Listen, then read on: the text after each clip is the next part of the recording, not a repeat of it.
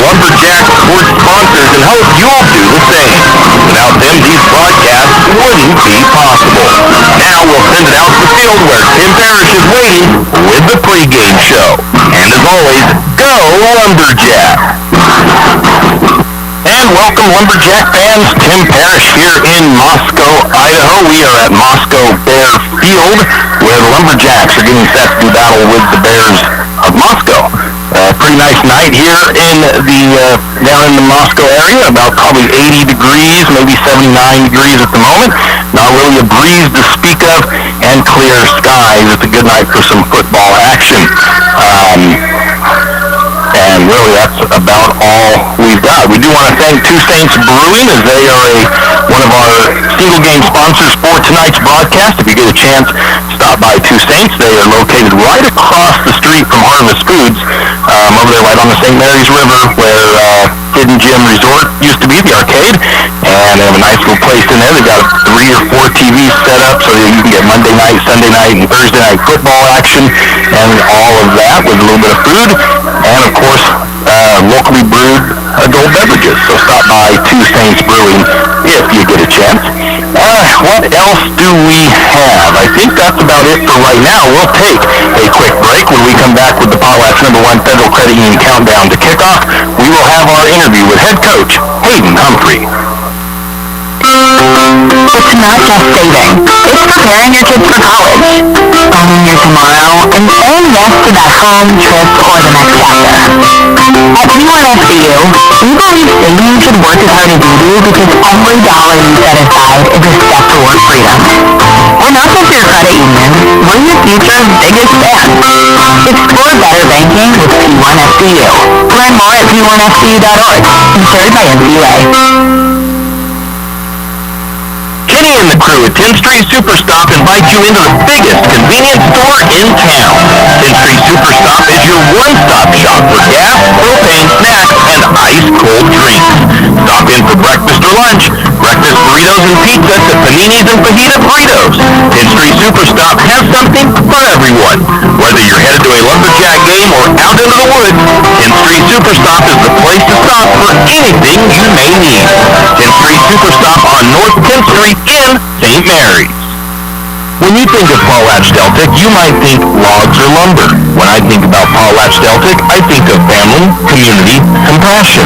You see, Potlatch Deltic is more than some company in St. Mary's. Potlatch Deltic is a community supporter in more ways than one. Whether it's donating to a fundraiser or nonprofit group, or giving a high schooler a summer job that could very well turn into a career, Potlatch Deltic is there for our community. We, for one, want to thank Potlatch Deltic for what they do, and hope that you will also. Potlatch Deltic, proud supporters of, well, St. Mary's. A game without a crowd is just a scrimmage.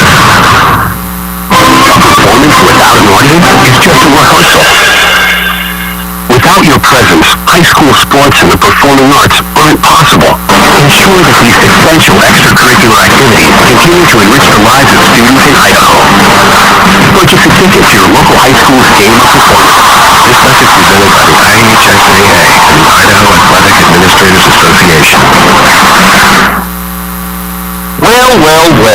Are you in need of a reputable, experienced, and knowledgeable well drilling and pump company? Look no further than Interstate Drilling and Pump. Interstate Drilling and Pump drills new wells, deepens existing wells, installs and repairs pumps, and does well testing both for water quality and gallons per minute. Interstate Drilling and Pump has 24-plus years of experience and serves from Moscow to Rathdrum and the Silver Valley. Well, what are you waiting for? Get on their schedule today. That's Interstate Drilling and Pump, 208-245-5101. 208-245-5101, Interstate Drilling and Pump. Tax time is here again. I know, it's not your favorite. But at H&R Block, tax time is our favorite time of year. It's when our tax brokers do what they love the most, help people. By getting to know you, they can make sure your return gets done right. It's not just about numbers, boxes, and forms. It's about personal care. So you get every credit and deduction you deserve. And with an average of 10 years experience, our tax pros get your taxes done right. It's one of the many ways Block has your back. Janelle Martin Holmes, your Farm Bureau insurance agent in St. Mary's, is a proud Lumberjack supporter because they're her hometown team. When it comes to insurance, that's also one reason so many people in St. Mary's choose Farm Bureau insurance. They have a complete line of insurance products, including auto, home, commercial, and life, plus they have great customer service and competitive rates. And they're also a local company with local agents right here in St. Mary's. So let's hear it for our hometown team. Contact Janelle Martin Holmes, your local Farm Bureau insurance agent in St. Mary's at 105 North 8th Street, St. Mary's. With most taxi drivers and all not safety, stop potholes. Got it. So which one tires makes my job easy? Empathy and great years in alignment. Those cheap tire centers just low on tires. That's it. Now, I'm not telling people how to do their job. Linda, I'm just glad Miss Schwab took safety as seriously as me. Help Jeep drivers and backseat drivers safe with Les Schwab tires. Doing the right thing since 1952. You can park, right? And we are back, and this is Tim Parrish at Moscow Bears Field in Moscow, Idaho. Teresa, if you are paying attention, we need to turn down that audio going into our YouTube feed. That is a little bit overpowering at the moment. So if you can, go in there and check that on our board and get that worked out. It's a little bit loud. Anyways, we are going to do our coach's interview with head coach Hayden Humphrey. And we have head coach Hayden Humphrey for Lumberjack football here tonight as St. Mary's gets set to take on the Moscow Bears here in Moscow. First off, congratulations on the Central Idaho League win last week against Kellogg. Played well in pretty much every phase of the game. Penalties, kind of high on that side. Yeah, I think I had 12 penalties or so. And the bad thing with that was there was a few procedural, but and I don't know. Some of those were iffy calls, but there was some that being a rivalry game and chippy ass, and I mean they're addressed. There's definitely a few more of those like late hits or little shoves or pushing and shoving, chipping interceptor play that you don't want to see as a coach probably, but you get it too because you played Kellogg. I played that game. I know how that game goes. Give us your thoughts on last week though. Played really good. I was really happy with the resiliency that we had, and I mean Isaiah opening up an 85-yard kick return for a touchdown right off the bat. I mean, you can't ask me start any better. Hats off to Kellogg. They responded immediately and then responded again. And ultimately, though, our boys figured it out on defense. They kind of settled in, and then as soon as defense got settled in, we rolled. And the offense started picking it up. They figured out what they needed to do and started moving. Second half, we kind of sputtered out a little bit. Aiden was cramping so bad that we lost our running back. We were already short-handed on running backs. That hurt quite a bit on the offensive side. We had a lot of people like, why are we throwing? And it's like, we don't have running backs right now. They're trying to get stretched out. And then the guys that I did have that were backup running backs were playing defense. I was like, I can't lose another one of them. And then thinking ahead for the next week, like, I can't lose one of them. So it worked out at the end. I'm glad the boys, defense stayed tough. They kept playing hard. But yeah, losing our running back there, losing Aiden there, and Caden being hurt, and then Zach being hurt, was definitely a little hamstrung there at running back. So almost had that little whoopsie at the end of the first half where they returned that field goal, and I thought about it because I didn't even pay attention to the ball not going out of bounds, and then I just heard and seen people running, and I was like, oh no, and we don't kick a lot of field goals. No, that was a remind the kids that, hey, if that stays in play, it's a live ball. Yeah, that was a coaching whoopsie. I didn't know if we'd be able to get another play into the end zone, and I knew they were going to line up just stacking the end zone because that's all we could do. Santiago has the layup. He doesn't have a lot of experience in that position. And he looked at me and asked if we could try and kick it. And I was like, no, let's try it. So we tried to get him a shot. He was pretty bummed with himself because he shanked it pretty bad. He said that he didn't take the right steps. So it happens. I mean, that's part of the game. But yeah, we had to tell the boys, if it's not out of bounds. And they were like, I thought it went out of bounds. Like, well, you better make sure you hear a whistle next time. So, no, it was good. We we talked about that a little bit. One of the keys, though, in my pregame last week was putting pressure on the quarterback, and it doesn't matter what level of football you're at. If you can pressure the quarterback, it's going to throw them off their game. So how important was that? Oh, it's huge. William Durham, Cody Mitchell, those guys had insane games. Cody, I feel bad for him. He was in the backfield almost every play. He just could never get to the quarterback. Had his hands on him a couple times. He had his hands on him a couple times. The nice part was he was running right into William, and William was eating off of a lot of that. But no, they played, our front three played awesome. Our backers played good. They got through and made that quarterback panic. I think he was definitely starting to get a little bit of happy feet back there with the pressure that they were putting on, and we're going to need him again this week to do the same. Yeah. Who stood out to you on offense? I mean, you kind of mentioned defense a little bit already, but who stood out to you offensively? Offensively, again, I keep saying it, and I probably sound like a broken record. The O-line did a great job. Kept Jack clean. Few things that we need to clean up there. And then they made great running lanes for Aiden. Aiden, 4 touchdowns in the first half was awesome. The O-line and pushing the way that they did was amazing. Defensively, yeah, it's probably got to be William and Cody. I probably have to go with both of them because without each other, neither one of them are there. So, yeah, William on the stat sheet had the stats for it, but Cody gave him a lot of those by pushing that quarterback right into him. So, it was good between those two. They played really good. And then kind of overall played well on both sides. Jackson Harold, he was everywhere on defense, breaking up passes, making tackles, and just really growing into his spot. But, I don't know if he might have played with a freshman. I know he didn't play last year, from what the boys said. I mean, he's really grown into his spot and doing very, very well. And then he had that really nice touchdown there in the end of the fourth quarter. That was really exciting. He was pretty excited about that one. Yeah, I can't leave out Isaiah. No, Isaiah had a great game too. He did something in just about every he side of the ball on that one. There's too many people who get compliments. Exactly. It's a great problem that makes it hard for that player of the game. You guys pick one too. You heard a couple of them with that they were as well.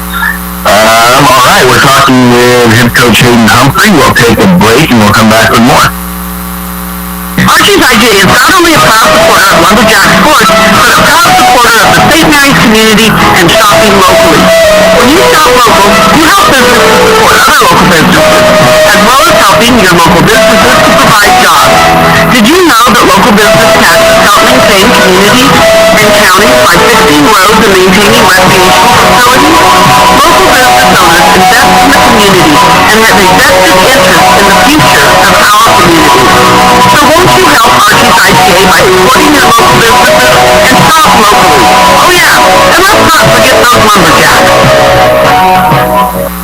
If you want the best, you hire the best.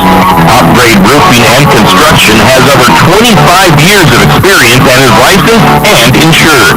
Upgrade Roofing and Construction can and will build just about anything.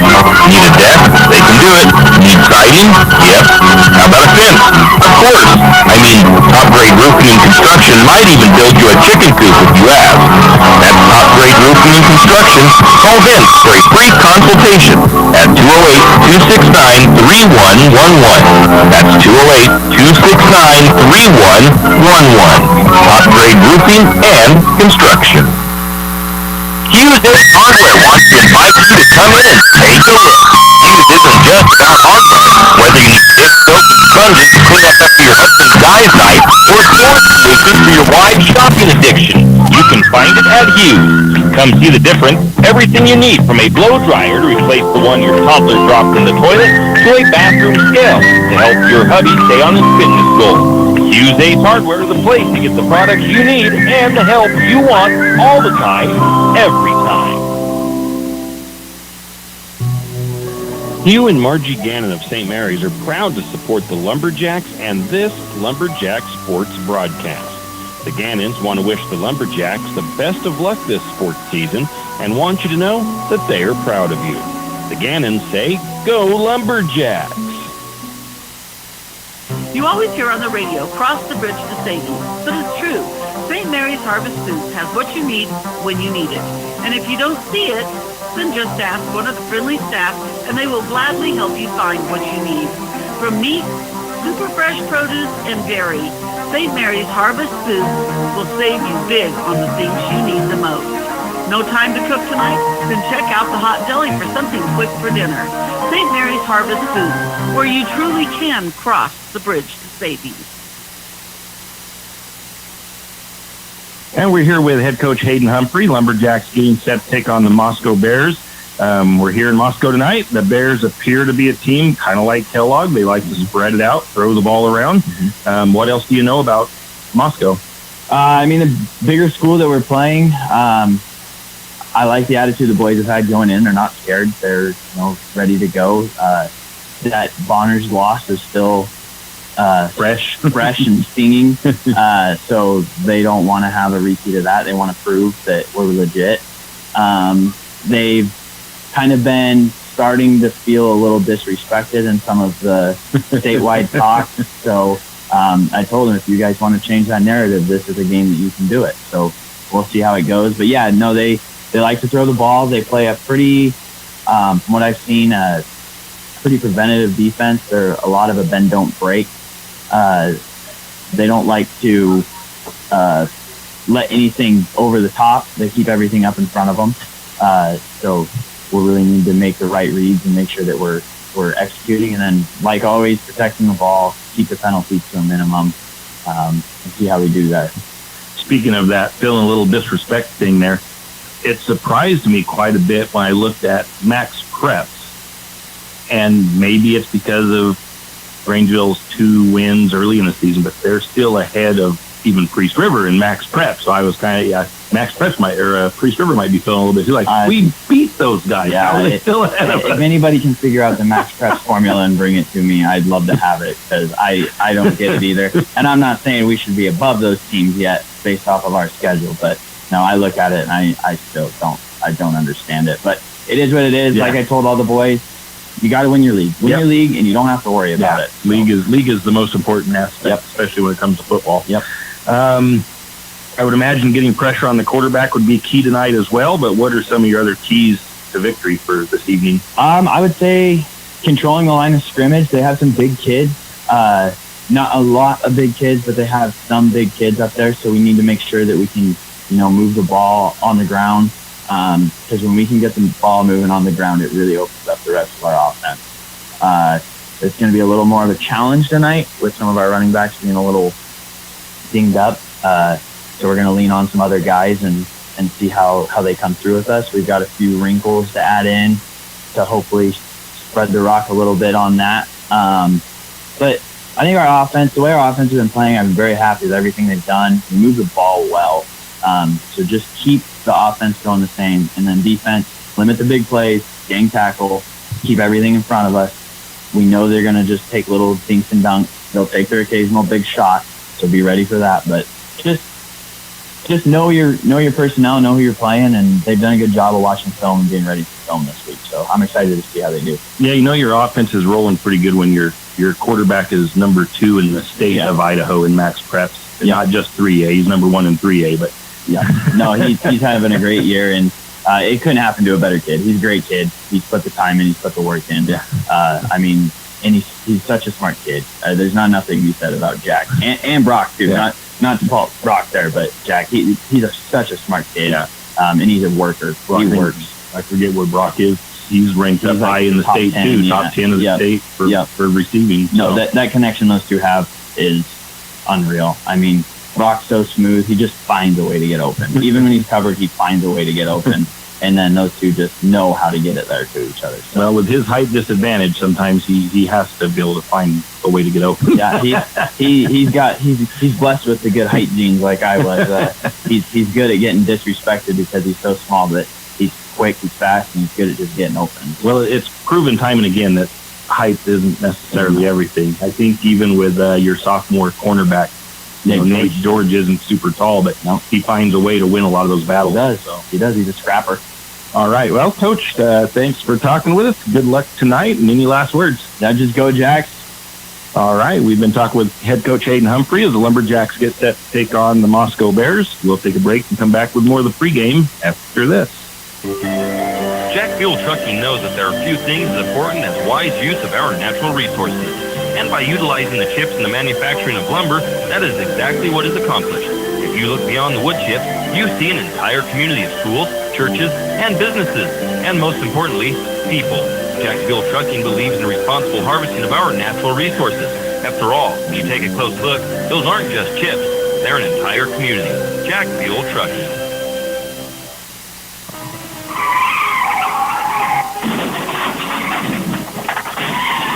Sometimes accidents happen. You never thought it would happen to you, but it did. Where can you turn for that friendly hand of support? Jack's Pharmacy is your good neighbor pharmacy in St. Mary's, where you'll find personalized care. Whether you need crutches, supports, wheelchairs, or even a hospital bed, Jack's is here for you. We service both Medicare and Medicaid. If you need durable medical equipment, come to Jack's, your good neighbor pharmacy, where you'll receive personalized service and attention. Mitchell Excavation in Fernwood is a proud supporter of Lumberjack Sports. For all of your road building, site preparation needs, call Mitchell Excavation, 208-245-1160. Whether ditch digging for plumbing and electrical or home site preparation, Mitchell Excavation is the place to call. That's Mitchell Excavation in Fernwood, 208-245-1160. Mitchell Excavation says, go Lumberjack! Looking for future leaders we can believe in?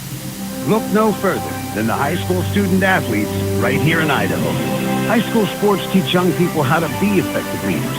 It includes learning to listen, accepting responsibility, being a good role model, and it's about respect. The result, it transcends sports. It gives us hope for the future. This message presented by the Idaho High School Activities Association and the Idaho Athletic Administrators Association. Afraid to touch that breaker box? Need some rewiring done? Call the professionals at M&S Electric. With nearly 40 years experience, there's no job too big or too small. From industrial and commercial to residential and service work, M&S Electric isn't afraid. Serving Bennewash, Shoshone, Kootenai, and Latah counties, M&S Electric has you covered. Overhead work? M&S can do that too with their bucket truck. M&S Electric, 408 Main Avenue, St. Mary's. Give them a call, 208-245-3890. No job too big, no job too small. We do them all. M&S Electric. Tim Parrish here at Moscow, in Moscow, Idaho. We are not actually at Moscow High School. This is Moscow Bear Field. It is actually located at the middle school because the high school, from what I understand, is in the middle of town and there's no place around it to build a field or put a field. So all of the sports facilities are here at the middle school, and it's a pretty nice facility. I think actually all except for softball. I think they have a pretty nice field that they built. They play softball on.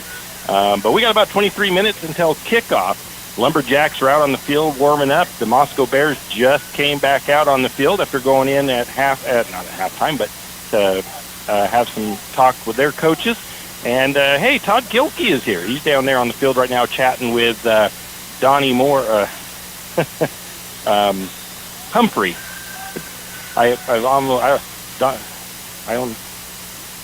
Hayden Humphrey's dad. I heard a couple of jokes with the kids, and now I have just my brain has been fried today. We had some issues at the office with some of our technology gear for getting our YouTube stream out, and I left later than I wanted to. Thankfully, I got here at about 20 minutes till 5 or to 6, which gave me just enough time to get everything set up and get on the air on time still, thankfully. So all in all, even though it's been a little stressful getting everything fixed and getting down here, we are going pretty good at the moment, knock on wood. So anyways, we will get back into the Potlatch number 1 Federal Credit Union countdown to kickoff, starting with our Central Idaho League standings. Last week's win over Kellogg for the Lumberjacks put St. Mary's at the top of the Central Idaho League with a 1-0 league record. 3-1 overall. They beat Kellogg 39-14 last Friday. St. Mary's 7th in the Idaho Sports Power Rankings, 15th in the Max Preps Rankings. Priest River in that number 2 slot, 1-0 in league, 2-2 overall. Lost to Newport, Washington last week by a score of 35-8. They are at Kettle Falls, Washington tonight. 6th in the Idaho Sports Power Rankings, 16th in the Max Preps Rankings. Kellogg, they're sitting at 1-1 in league play, 1-1 overall with their loss to St. Mary's last Friday. They are going to be at Timberlake tonight. The Tigers are 0-3. They're looking for their first win of the season. Or maybe they're 0-4. They might be 0-4, looking for their first win of the season. Kellogg is 12th in Idaho Sports ranking, 17th in Max Preps. The Bulldogs of Grangeville, 0-1 in league play, 2-2 overall. They lost 30-20 at New Plymouth last week. They are hosting McCall Donnelly tonight. They are 8th in the Idaho Sports rankings, 12th in the Max Preps ranking. The Orofino Maniacs, 0-1 in league play, 0-2 overall. They had a bye week last week. They are at New Plymouth this week, and they are 18th in the Idaho Sports rankings, 21st in Max Preps. Taking a look at those polls and power rankings, top 5 across the board for power rankings, coaches, polls, media polls, and Max Preps. In the 3A classification, North Fremont is number 1 in the power rankings for Idaho Sports. Number 2 is Ryrie. West Jefferson is next. Nampa Christian is 4th. Aberdeen is 5th. Over in the coaches poll, it's North Fremont, Ryrie, Westside, Declo, and Aberdeen. Over in the media polls, it's Westside, Ryrie, North Fremont, Declo, and Aberdeen. And the Max Preps rankings, you see Westside, North Fremont, Declo, Aberdeen, and Nampa Christian. That's been a look at your Central Idaho League standings and your polls and power rankings. We'll take a break. Come back with more of the Potlatch #1 Federal Credit Union Countdown kickoff after a word from our sponsors. For all of your area high school sports schedules, updates, and recaps, including Lakeside, Kootenai, and of course, St. Mary's High School, pick up your copy of the St. Mary's Gazette-Record every Wednesday. Not only will they have game recaps and highlights for area high school sports action, but local news and information. St. Mary's Gazette-Record, pick up a copy today. The name says it all. Taco About It. What is it, you may ask? It's the best taco truck in town. Might even be the only taco truck in town. If you like tacos, and who doesn't, then you need to stop by Taco About It, located at 128 South Highway 3 in St. Mary's, across the street from XXX Feeds. Taco About It has too many tacos to list, so you will just have to try them all. Call in your order 208-582-8533, or just stop by. Taco About It, located across the street from XXX Feeds in St. Mary's. When you need that morning pick-me-up before work or school, there's one place that comes to mind. It's a place that loves our community, the St. Mary's Lumberjacks, and all the local businesses and people in our village. Shift and Grind in St. Mary's is all about the community. Whether it's helping raise money for the Booster Club or for a family in need, the Shift and Grind family are always ready to help. So be sure to stop by Shift and Grind for your caffeinated needs. Located at 132 First Street in St. Mary's, Shift and Grind says, go Lumberjack! If you know which side of a saw cuts wood, and if you can hammer a nail, you can do it yourself. Carpentry, construction, finishing, or framing, around here, you've got it made. You've got 10th Street Lumber. At 10th Street Lumber, we have the answers to your building and repair project questions. Every day, 10th Street Lumber helps homeowners get quality results. For lumber, blocks, power tools, fixtures, everything you need for a professional job. Don't pick up a nail until you shop 10th Street Lumber. 10th Street Lumber on the corner of 10th and Railroad Avenue in St. Mary's. Wondering how to manage your retirement nest egg? How big should it be when you retire? Contact Jenny Oaks at Gateway Financial Partners to get the answers to these and all your other financial questions. The securities and advisory services offered through LPL Financial, a registered investment advisor. Member FINRA SIPC. With over 30 years of financial planning, give Jenny Oaks a call at Gateway Financial Partners today. The guidance is free. The experience is priceless. Call 245-5255. Fall is coming, and of course, cold weather. Now's the time to stock up on a few things. XXX Feeds has magnetic wood pellets in stock, and it's never too early to be ready for the cold weather. XXX Feeds also has alfalfa in stock as well as straw.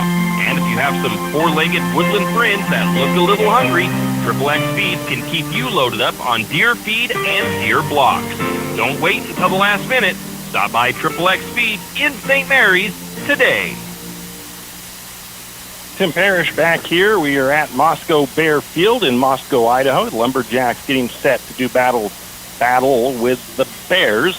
And we'll get into talking about them a little bit here in a while. First off, though, let's take a quick look at Lumberjack sports for the other sports in St. Mary's. St. Mary's varsity volleyball 0-2 in league, 0-9 overall on the season. Actually, I think they won a set. They won a match, I think, at the Rip-A-Shot tournament. So they might actually be 1-9. That may not count to their overall record. I'm not sure. But in their last action, they lost 3-0 to Wallace. They will be hosting Grangeville on Saturday. The boys soccer team is 0-3 in league play, 0-3 overall. They lost at Grangeville. I forget what that final score was. They're hosting Coeur d'Alene Charter on Saturday.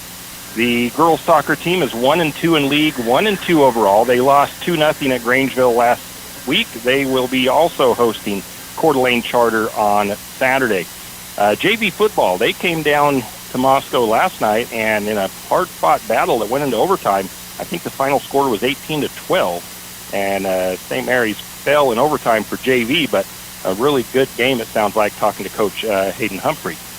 And let's look at Lakeside. Their volleyball team took their first loss the other night. They are 3-1 in league, 6-1 overall. They lost to Clark Fork 3-1. They'll be hosting Coeur de Christ Academy on the 23rd. In football, Lakeside having a tough season, 0-3 overall. They had a bye week last week. They're hosting Troy tonight. That'll be at the Core Field over in Worley. And Kootenai volleyball, 0-3 in league, 0-6 overall. They lost 3-1 to Coeur de Christ in their last action. And I thought I put down here who they were playing next, but I do not see that, so we will have to skip that. That's been a look at Lumberjack sports and some other sports action around our area. We'll take another break and come back with more of the Potlatch #1 Federal Credit Union Countdown to Kickoff after this. It's the kid in grade school who paints their face blue and white before every home game. It's the accountants and salesmen who give up their Friday evenings to referee. It's the cashier at the corner convenience store who wears school colors on every game day. What makes high school sports here in Idaho so special? They do. You do. We all do. This message presented by the Idaho High School Activities Association and the Idaho Athletic Administrators Association. St. Joe Oil isn't just a fuel delivery company. They provide a much larger service than most people realize. St. Joe Oil can sell you a brand new Toyo oil stove and install it for you, and also keep your oil tank full. Not only that, St. Joe Oil plays a very critical role in our local industries. From logging to farming, St. Joe Oil keeps the fuel tanks full. From heating oil to off-road diesel and everything in between, call St. Joe Oil 208-245-2123. That's 208-245-2123. St. Joe Oil. St. Mary's Realty is a St. Mary's icon. Why? Because they are a team. They work for you. And they've been a team for many years. Whether you are buying your first home, looking for a recreational cabin, or selling your current home, St. Mary's Realty puts their team on it for you. So stop in or give them a call today at 245-4502 and let their team be your team. That's St. Mary's Realty at 726 Main Avenue, St. Mary's. Riverbend Car Wash and Laundromat, located next to Harvest Foods in St. Mary's. Open 24 hours, we have washers and dryers of all sizes to get your laundry done quickly. If you'd like to get your laundry done in less than 5 minutes, take advantage of our drop-off laundry service where we wash, dry, and fold it for you. While you do your laundry, be sure to take advantage of our touchless automatic car wash, which has that great undercarriage spray to get the grime off. Riverbend Car Wash and Laundromat can be found at riverbendbubbles.com or call 208-582-4844. Whistle Stop Coffee and More has come a long way from the little shop on Railroad Avenue. How far? Not only did they upgrade their Railroad Avenue location, they added a second location. That second location for Whistle Stop Coffee and More is on 313 St. Joe River Road. Both locations offer tasty drinks of coffee, Red Bull, or Lotus Energy, and food options, from acai bowls to cookies and delicious bagel sandwiches. Whistle Stop Coffee and More is the perfect stop for a quick bite and a drink on your way to work or school. Whistle Stop Coffee and More in St. Mary's. Does your furry friend need a bath? Don't want to deal with the hassle and the mess from bathing your furry friend? Make an appointment with Barks and Bubbles Groom Shop today. Barks and Bubbles, located at 402 North 10th Street in St. Mary's, will have your furry friend looking and feeling like $1 million in no time. And guess what? No mess at home, no scratches, and no getting soaked from head to toe. Let Barks and Bubbles Groom Shop handle the work. Barks and Bubbles Groom Shop also offers pet boarding. Call for an appointment today at 208-245-5755. That's 208-245-5755. Barks and Bubbles Groom Shop in St. Mary's. There's a new shop on Main Street in St. Mary's. It's a gift shop. It's a home decor shop. It's a jewelry shop. It's a shop of bare necessities. Bare Necessities Trading Company is located at 822 Main Avenue in St. Mary's and has just about anything you could think of. From rocks and minerals to specialty foods, knives, and handcrafted soaps and lotions, there really is too much to list. So stop by Bare Necessities Trading Company today and pick up a gift, something new for your house, or a cup of coffee. That's Bare Necessities Trading Company, located at 822 Main Avenue in St. Mary's.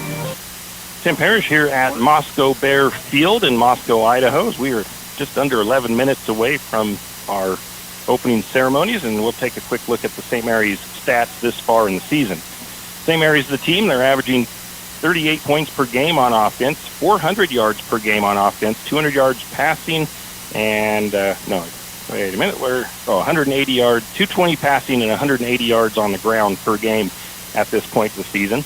9 yards per attempt on the pass attempt, 6 yards per carry in the ground game. St. Mary's has lost 2 fumbles and thrown 4 interceptions. Third down conversions, a really good number for third down conversions, 47%. Fourth down conversions pretty good as well at 36%. I don't think any coach is going to be too upset with those numbers on conversions.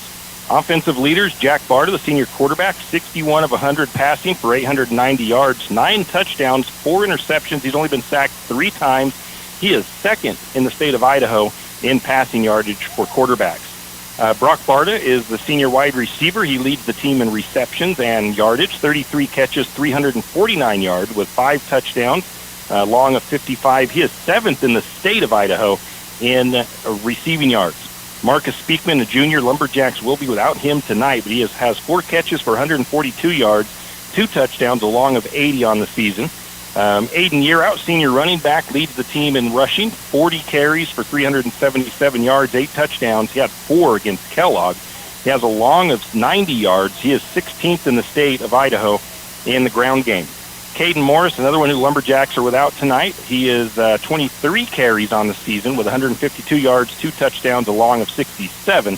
And you may or may not have noticed, but school has started, and it's usually about this time of the year that the sickness starts to go through schools. And St. Mary's isn't the exception, but St. Mary's is definitely being affected by that early school year illness that comes through, as they're missing a few guys tonight, mainly due to that. Santiago Prinzado, he is first in the state in kickoff yards with 1,211 kickoff yards. Isaiah Gustav, first in the state in average kick return yards, averaging 37 yards per return, so pretty solid numbers. Defensively, St. Mary's allowing just 26 points per game, 254 total yards per game, 88 passing yards and 167 rushing yards. Third down conversions, teams are only converting their third downs 29% of the time, and the same for their fourth down conversions. The Lumberjacks have forced 3 fumbles and have 2 interceptions. St. Mary's is -1 right now in the turnover battle. So they want to get that on the right side of things tonight if they can. Defensive leaders, Amato Stewart, a senior, sitting with 28 tackles, 2 sacks, 6 tackles for loss. Cody Mitchell is a junior. He has 7 quarterback hurries on the season. He's been getting after the quarterback. Kyle Smith, 8 tackles, 2 sacks, 2 tackles for loss. Blaine Kusarik, a junior, he has 2 sacks on the season. Aiden Yearout, 17 tackles, 2 sacks, and 4 tackles for loss. Colin DeGravio, senior, with 13 tackles, 1 tackle for loss. Nate George has 1 interception as a sophomore and 5 passes defense. Jackson Harrell, the junior, 7 passes defense, so a couple of guys doing good in the secondary. Marcus Speakman, Cody Mitchell, and Jackson Harrell also each have a fumble recovery for the team. We'll take a quick break. We'll come back with more after this. It's not just saving. It's preparing your kids for college. owning your tomorrow, and saying yes to that home, trip, or the next chapter. At P1FCU, we believe saving should work as hard as you do because every dollar you set aside is a step toward freedom. We're not just your credit union, we're your future's biggest fan. Explore better banking with P1FCU. Learn more at p1fcu.org. Insured by NCUA.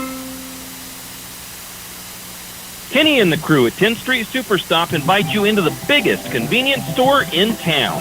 10th Street Superstop is your one-stop shop for gas, propane, snacks, and ice-cold drinks. Stop in for breakfast or lunch. Breakfast burritos and pizza to paninis and fajita burritos. 10th Street Superstop has something for everyone. Whether you're headed to a Lumberjack game or out into the woods, 10th Street Superstop is the place to stop for anything you may need. 10th Street Superstop on North 10th Street in St. Mary's. And we're back, and now we'll take a look at the Moscow Bears. The Moscow Bears are a 5A school, but they are for football playing in the 4A Intermountain League. So they're technically speaking 2 up above St. Mary's as far as classification, but they're playing down in that Timberlake and Bonners Ferry classification, which isn't that big of a deal, as it gives 3 teams in that league. The Bears come into tonight's game. They have not played a league game yet. They are 3-1 overall, though. 2-0 last year, 7-3 overall. Their coach is Rob Bathis. It's his 4th season at the helm. Last year, they beat St. Mary's 39-14 in St. Mary's. The Bears are on a 3-game winning streak. Their only loss was to Grangeville at the beginning of the season, 26-20. And let's take a look. Some key returners for the Bears. They've got Jericho Pike, a senior linebacker. Paul Dixon, a senior offensive lineman and defensive lineman. Finney Needham, he is a senior O-line and D-line guy. George Stott is a tight end and a defensive lineman. He is a senior. Keaton Fry is a freshman, and Mason Hebling is a sophomore. Returning players, now we're not going to look at this. Mostly the same guys I just mentioned, except for what they placed last year. Keaton Fry was league MVP for the Bears. Key players lost. Noah Velasco, one of the best quarterbacks in the state last year. So they have lost him. They have gone to a freshman quarterback, and that is Wyatt, what is his name? What is his last? Wyatt Cross is the freshman quarterback. Connor Isaacson, a wide receiver, graduated last year. Butch Kiblin, a wide receiver. They lost the offensive lineman Wyatt Hardig. Then they lost Grayson Henrik and Aiden Prakish, all to graduation. And those incoming players, well, you've got Frankie Owen, a sophomore, their freshman quarterback Wyatt Cross, and Colt Kendall, a junior running back and linebacker. So that's pretty good. They got a young team, and they've got some injuries themselves this year. Speaking of Wyatt Cross, he is 6th in the state of Idaho in passing. He's 75 of 126 for 724 yards. He's got 10 touchdowns on the year with 3 interceptions. Their leading running back is Kendall. He is 51 carries, 239 yards on the season. He has pretty much all of the Bears' rushing yards. They only have 302 on the season. They do throw the ball a lot. He has 3 touchdowns on the season, 100-yard game. On the receiving side of things, Cheney, he is their leading receiver with 269 yards on 25 receptions, 6 touchdowns for him. He's 11th in the state in receiving. And let's see, who else do we got? On the defensive side, and 15th in the state on the defensive side of things is Marzolf. He's a sophomore with 38 tackles on the season, 8 for loss. And then Dixon is 16th. He has got 18 tackles, 4 tackles for loss. Leading in sacks for the Moscow Bears is, let me see here, I thought I had him marked out. Oh, I did. There it is. Marzolf has 3 sacks on the season. So does Dixon. The Bears do a good job of getting after the quarterback. They have 10 total sacks on the year. So there is that. Interceptions. They have 6 interceptions as a team. And their kicker is Cheney. He is a junior. That's for kickoffs and returns. That's not for their field goals or anything like that. So he also, Stott is their field goal and PAT kicker. He has 1 for 1 on field goal attempts on the season, 7 of 8 for point after attempts. So he's doing pretty good himself. And with that, we are at just 2 minutes to go in before opening ceremony. So let's really quickly take a look at our college and high school stuff. The Vandals, 2-1 on the season, beat Utah Tech last week. They are at San Jose State tomorrow at 2 p.m. Boise State didn't have a game last week. Their last win was they beat Eastern Washington 51-14. They are 1-1 on the season. They play Air Force on the 20th, which is tomorrow. And the Seahawks, they are 1-1. They are 0-1 in conference. They beat the Steelers 31-17. They will be taking on the Saints at Lumen Field on Sunday at 1 p.m. A quick note for listeners out there, this name might sound familiar.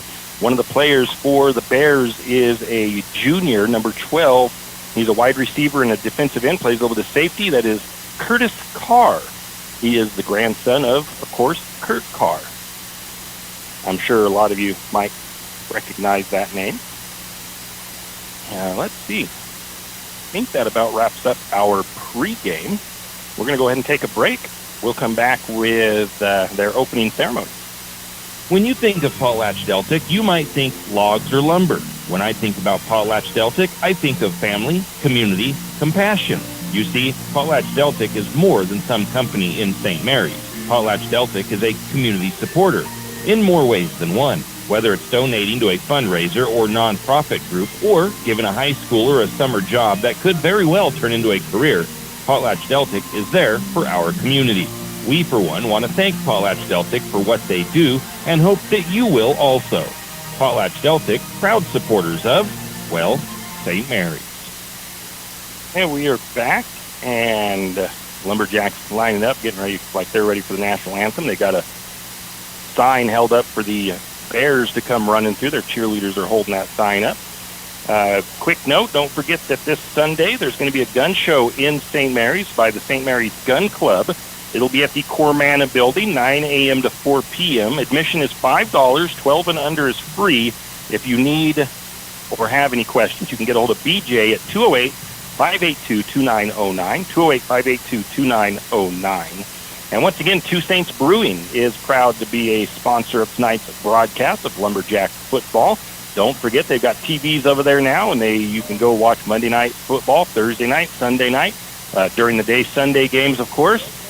Great atmosphere with a great view to watch some football over there at Two Saints Brewing, right on the St. Mary's River, right across the street from Harvest Foods. So if you are bored, go out and check them out. I'm going to be talking with Grant over there to see if we can't get something fixed up so that he can put the maybe Friday night football games up on one of the TVs over there as well, at least for the home games off the NFHS, and then also for our away games, maybe the YouTube broadcast that we do, so that they can get people out there to listen to the games.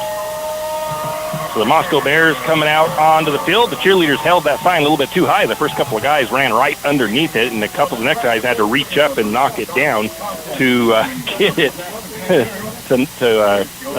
rip the sign.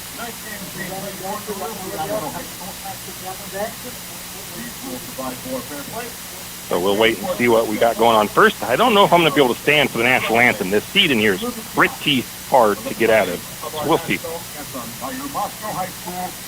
We'll keep it right here for the national anthem as well, because it's going to be the Moscow Bears band doing it.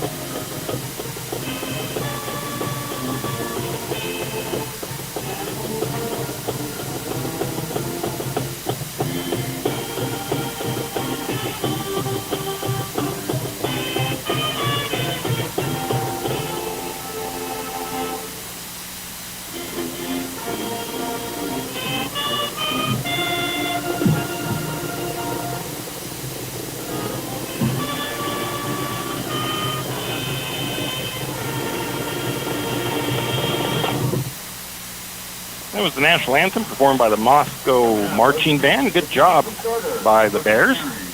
Now we'll get the starting lineup. We're going to do starting offense for the Lumberjacks. We will march into the night. Introducing your Lumberjack offensive starters. Jack Barta, senior quarterback, number 13. Caden Morris, senior running back, number 31. Brock Barta, senior wide receiver, number 7. Isaiah Gustav, senior wide receiver, number 5. Grayson DeLong, senior wide receiver, number 2. Jackson Harold, wide receiver, number 6. Kyle Smith, left tackle, number 77, senior. Russell Russo, number 58, senior. Michael Kohler, sophomore, number 70, center. Jason Pryor, number 59, left guard, senior. William Durham, senior, number 56, right guard. And that is the starting lineup for your Lumberjacks. Now, trust me, we are working on recording one of those for the defense as well, but we just keep not getting the chance to. So let's go ahead and go with the Bears now. Their first starter is the number 2 quarterback, freshman Wyatt Cross. Then they've got their number 3 running back, Colton Kendall. At wide receiver, it's number 52, Jericho Pike. So that is who 52 is. At wide receiver, number 11. And we have Keaton Fry. At the other wide receiver, number 12. Wide receiver, Charles Vasquez. They got number 12, Curtis Carr, the grandson of Kurt Carr. They got number 32, Kyle Ariel Cheney. He is a wide receiver. Number 50, it's Mason Marzolf. And 77, Paul Dixon. 79, I don't think I have a 79 on my roster for them either, but that's an offensive line or a defensive lineman, so he's not going to be in the stat book a lot, so that helps. So Jericho Pike is number 52. He's one that I watched film, and I didn't see a 52 on the roster, and that's who he is. So he's marked as number 5 in their roster that I have. So that is the lineup. Now we'll get our captains together. For St. Mary's, we've got Russell Brousseau, Kyle Smith, Brock Barta, Colin DeGravio, and Jack Barta. For the Bears, it's number 77. That's Paul Dixon. Number 16, George Stott. Number 7, Keaton Fry. And number 52, Jericho Pike. 7, Keaton Fry. 16, George Stott. 77, Paul Dixon. I'll get the formalities out of the way with the umpires. Again, going over what the umpires expect to see tonight. Number 7, Barta. Always reminds me of the cartoons and TV show stuff where they have that guy that's saying, we don't want none of this, no biting, no kicking, no. Referees for the ballgame. St. Mary's will be the ones that call the toss. St. Mary's hasn't won a coin toss this year. Maybe they'll get one of those tonight.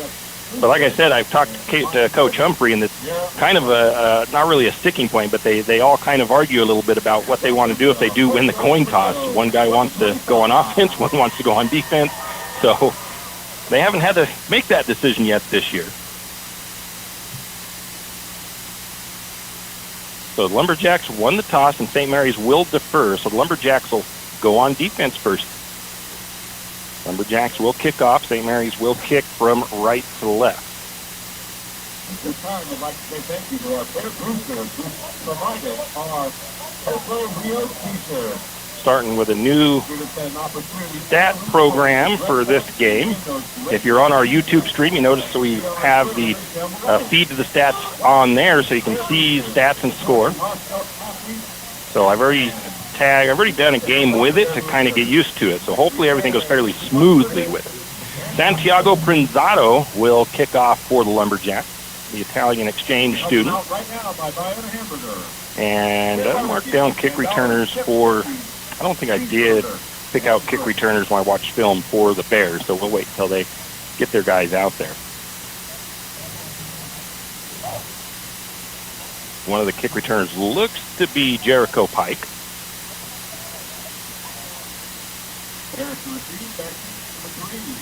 Kendall. Also back. 88. The other one back deep is number 88. That's Couch. Jonah Couch. And Kendall Keaton, I think they said number 3 is also kind of back. Colton Kendall. This is Santiago making sure he's only got 11 guys out there, including himself. Gets the ball from the official. He's going to kick off from that right hash mark at the 40-yard line.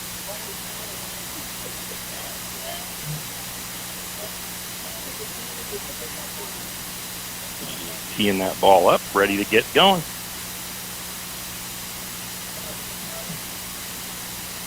Santiago checks with the Lumberjacks. Whistle blows, and the kick is off. We're underway here in Moscow. It'll be fielded at the 13-yard line. Down the sideline, out of bounds by Cody Mitchell up across the 35-yard line.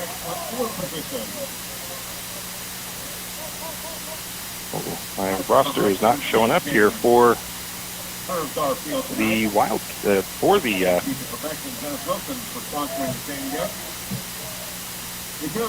my roster's not showing up for the Bears.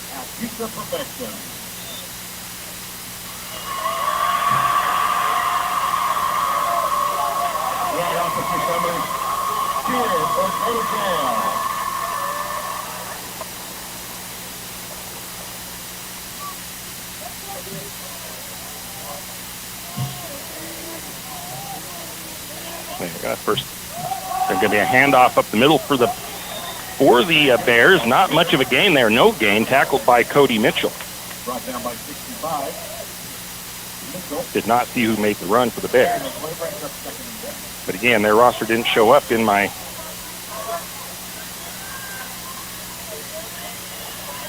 stats, so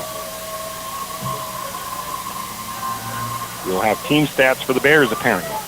Brings up second, about 10 for the Bears. They go with a 4-receiver set. Cross in the shotgun. Has a running back flanked to his left. Fakes a snap. Fakes a handoff. Throws it out into the flat. Overthrows his intended receiver. That was number 7, Fry.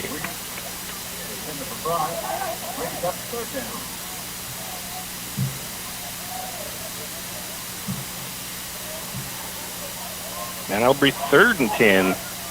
I think that was Isaiah over there in coverage.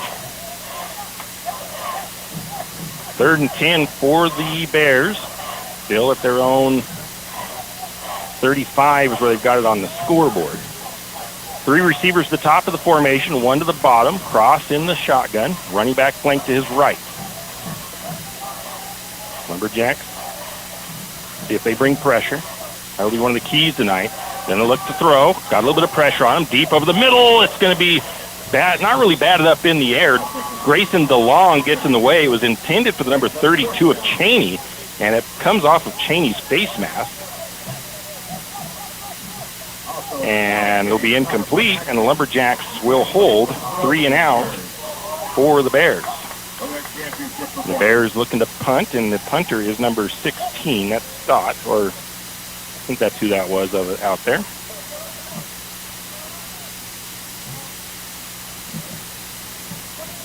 Gets a high booming punt. Fair catch called for at the 29. And I think, is that a yellow hanky or is that a fair catch flag?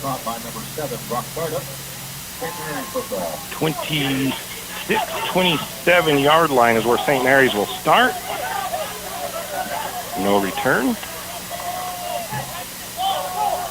10:57 to go in the first period. Lumberjack offense in their huddle. They'll start 1st and 10 at their own 28-yard line. 2 receivers to the near side, 2 to the top of the formation. Aiden Year out, flanking Barta to the right. Barta in the shotgun. Takes the snap, looks to throw. Quick little throw into the flat to Jackson Harold. Hit immediately. I think he might have actually lost the yard. I think they're going to call it right back to the line of scrimmage. That was Curtis Carr with the tackle.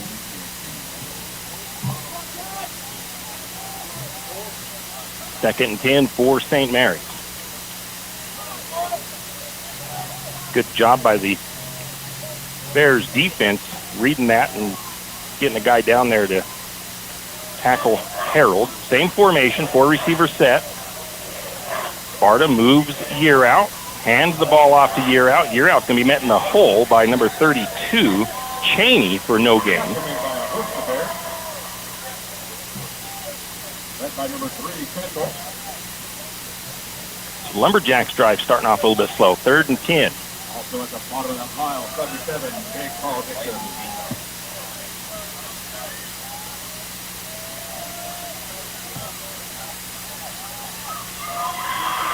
St. Mary's back up the line of scrimmage. They've got a 4-receiver set, 2 to the near side, 2 to the top of the formation. Sparta in the shotgun, flanked to the left by Year Out. Gets a man in motion. That's Harold from right to left, or from left to right. The snap, looks to throw, flushed out to his right, still looking.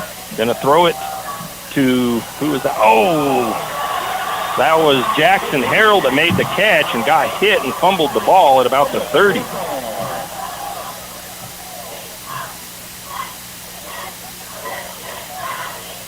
With about a 3-yard pickup, then a fumble.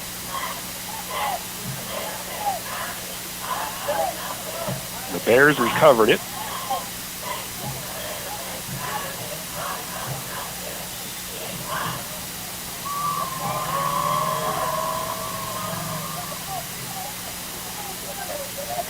.9:31 to go first quarter. No score. And the ball goes over to the Bears in good field position. They're going to run it up the middle again. Not a lot of yardage there. And again, Cody Mitchell getting in there to make the tackle. Kendall with the carry for the Bears.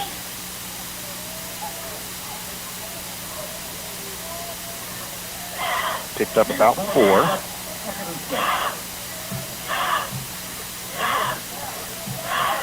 Second and 6 for the Bears. 1 receiver to each side for Moscow. Quarterback in the pistol. Running back lined up behind him.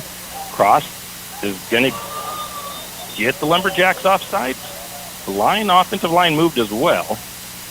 But they might have moved after St. Mary's moved into the neutral zone. It's going to be a penalty on St. Mary's. Offside, St. Mary's. Brings up 2nd and 1. Brings up 2nd and a yard to go for the Bears.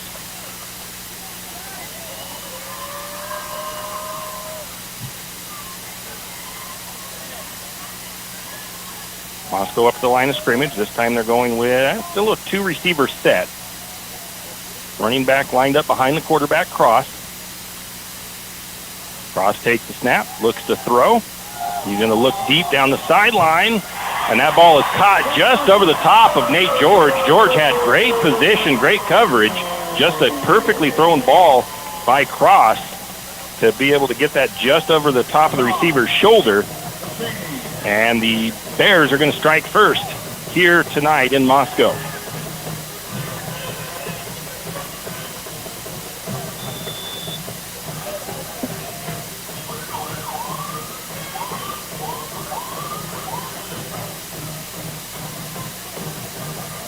Bears showing that they're going to go for 2. Even though they've got a pretty good extra point kicker. They've kicked quite a few of them this year. That's not their quarterback that's lined up behind the center. Oh, no, yeah, it is. They've got kind of that swinging gait kind of like St. Mary's does. They're going to flip it right to number 16. And he's going to go into the end zone. That's Stott for the 2-point conversion.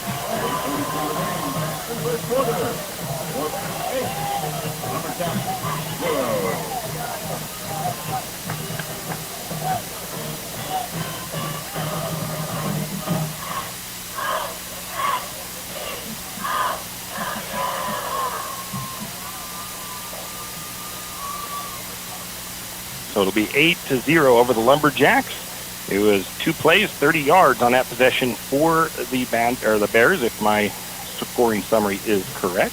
8:32 to go in the first quarter. It's 8-0 in favor of the Bears, and we're going to keep it right here because it took a little bit longer. You're listening to the home of Lumberjack Sports, 1240 KOFE St. Mary's.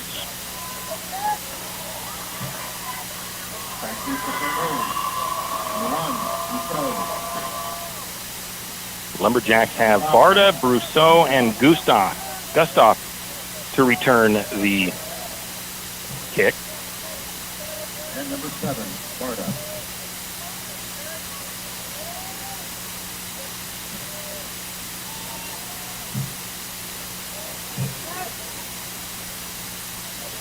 The kicker is George Stott.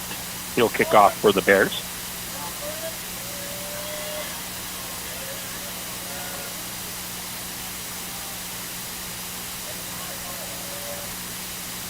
Gets everybody lined up, backs up, ready to get going. Again, it's Brock Barda, Isaiah Gustav, and Chris Rousseau back to return it. That kick is going to go out of bounds near the 20. And St. Mary's will accept it and take that ball at the 35. Well, that says the ball's on the 45. That's not correct.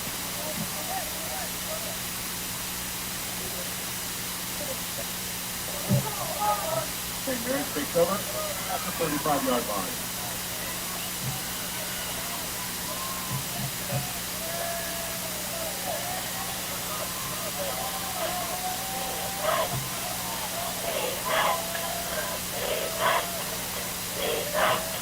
The Lumberjacks come out in a 4-receiver set. Year out flanking Barda to the right. Takes the snap, hands it off to Year Out. Year Out finds a little bit of room up the middle. Some good hard running by Aiden Year Out. 23 Year Out. Take that ball up to the 39-yard line. Got a pickup of 4 for Year Out. 2nd and 6 for St. Mary.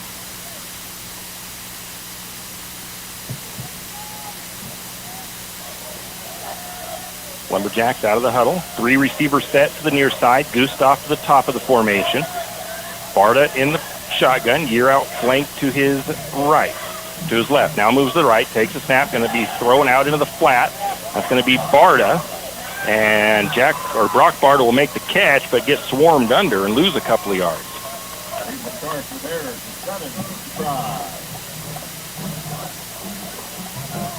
Brings up 3rd and about 8 for St. Mary's. Back to the 35-yard line.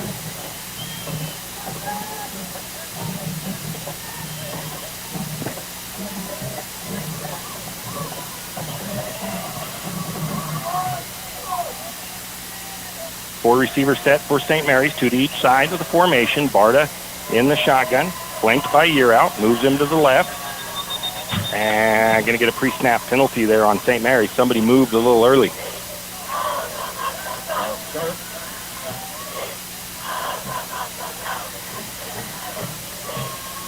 So they'll back St. Mary's up, 3rd and long now, 3rd and 13. Back to about their own 32-yard line. Midway through the first quarter, St. Mary's trails 8-0 to the Bears here in Moscow. Again, 4-receiver set. Year Out flanking to the left of Barda. Barda pointing out players on the defensive side. Some good coverage there, good pickup of the blockers. There's a late hit a little bit there out of bounds as Barda had already released that ball. Coming in and hitting him and shoving him out of bounds, I think, was Needham. No flag. And it'll be 4th down for St. Mary's. I mean, I'm not sure if the ref wasn't looking there or not, but that was pretty obvious that he hit him well after that ball was thrown out of bounds. In any case, St. Mary's will send out the punt team. Grayson DeLong will take care of punting duties, looking to hopefully pin the Bears back a little bit. DeLong takes the snap. Ooh, almost got a block, and DeLong, I think, maybe got bumped a little bit, tries to sell that, doesn't get the call, and the punt will be picked up at about the 49 of St. Mary's with no return.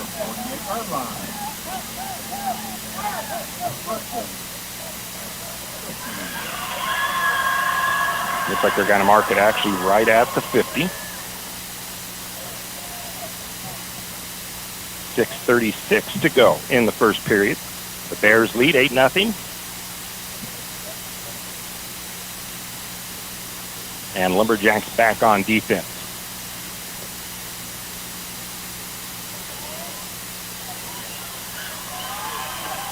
This time the Bears with a 3-receiver set, 2 to the near side, 1 to the top of the formation, 2 running backs, 1 flanking each side of Cross. Cross takes the snap. Ball's on the ground. The Lumberjacks are signaling that they got it. Cody Mitchell is down there. No signal still. They're saying Moscow got back on it.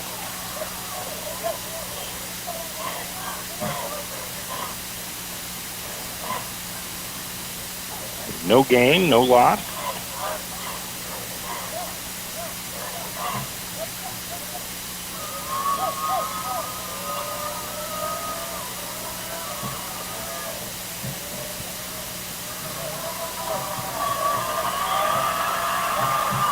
So the Bears with 2nd and 10. 4 receiver set, 3 to the near side, 1 to the top. Cross looking to throw. He's going to go deep down the sideline. Looking at George again. High pointed, but that ball comes out at the end. Again, George right with him. He caught that ball, just barely got the nose of it in his hands, and coming down and making contact with the ground, gets that ball to pop out. Again, pretty good coverage there by Nathan George, though.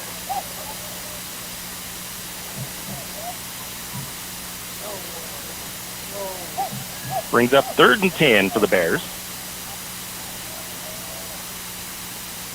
With 5:51 to go in the first quarter. Bears leading 8-0 over St. Mary's.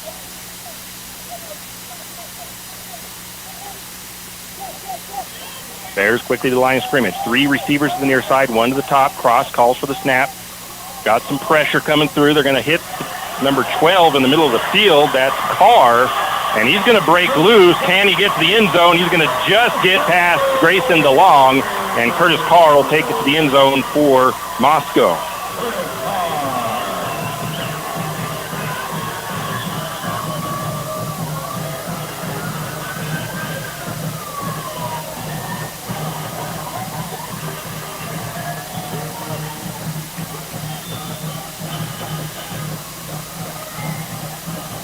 So the Bears looking to see if they're going to go for 2 here.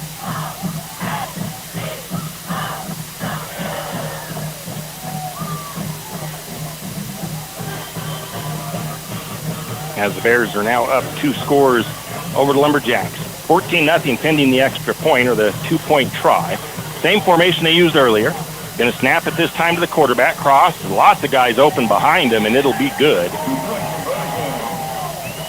With the catch in the end zone is Cheney.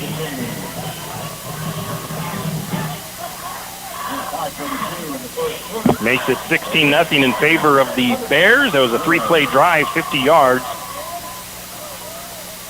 for the Bears to go up 16-0. We'll be back. A game without a crowd is just a scrimmage.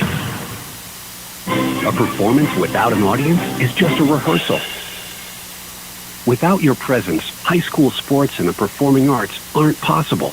Ensure that these essential extracurricular activities continue to enrich the lives of students in Idaho. Purchase a ticket to your local high school's game or performance. This message presented by the IHSAA and the Idaho Athletic Administrators Association. And we are well. Whoop. And we are back. Kicking off will be Stott for the Bears. Back deep for the Lumberjacks, Brock Barta, Isaiah Gustav, and Chris Brousseau. 5:42 to go in the first. Bears up 16-0 over St. Mary's. Lumberjacks off to a little bit of a slow start this evening.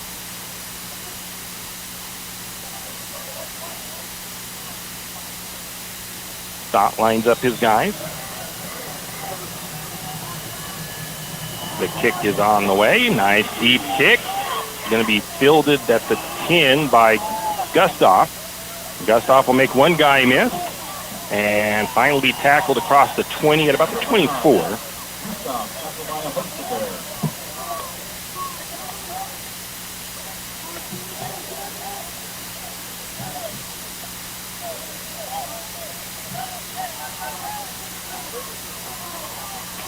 Yard line. St. Mary's will start 1st and 10 from their own 23. Lumberjacks break the line of scrimmage. I don't think St. Mary's has picked up a first down just yet. 3 receivers to the near side, 1 to the top of the formation. Barta has you out, flanking him to the left. Takes the snap, looks to throw. Into the flat to Brock Barta. Brock's getting some blocking. Going to find a little bit of room up the sideline. Not really up the sideline, but along the hash marks. He'll get it across the 25.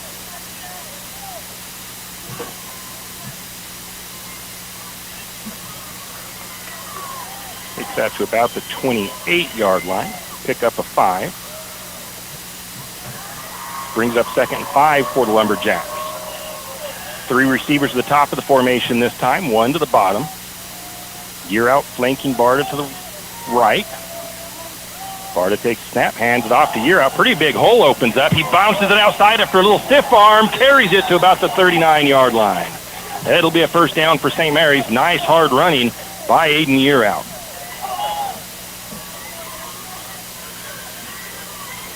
Gain of 12 for Aiden.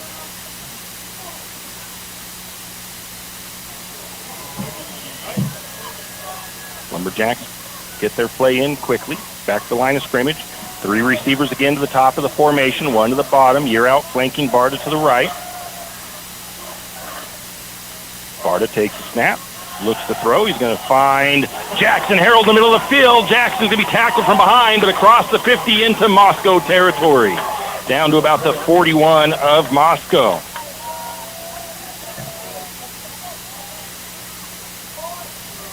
That's a 19-yard catch and run for Jackson Harold.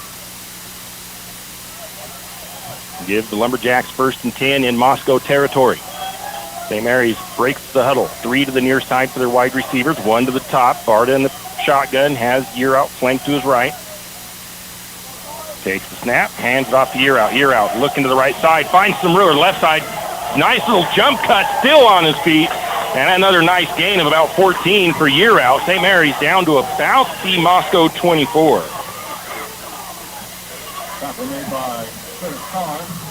Tackle by Curtis Carr. See where they do mark that ball. I haven't seen him place it down. Oh, it's on the 26, 27 yard. 1st and 10 for St. Mary's. A 4 receiver set this time, 2 to the top, 2 to the bottom. Hands it off to Year out. Year out this time met in the hole. Oh, the ball comes out, but they're going to say Year out was down.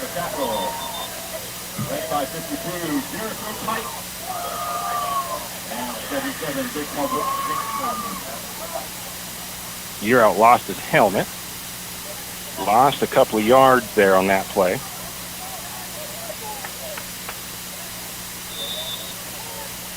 Brings up 2nd and about 12 for the Lumberjacks now. They back that one up about a yard, yard and a half. 4 receiver set. Brousseau into the backfield. Going to get a snap, fakes the handoff. Barta going to be taken down.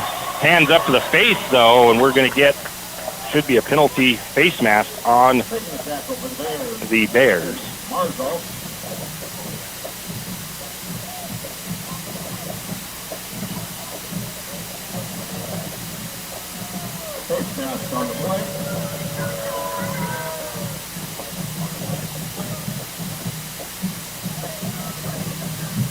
I think it's 15-yard penalty no matter what with face masks, so should be an automatic first down. And that should move the ball down inside the 15 for the Lumberjacks.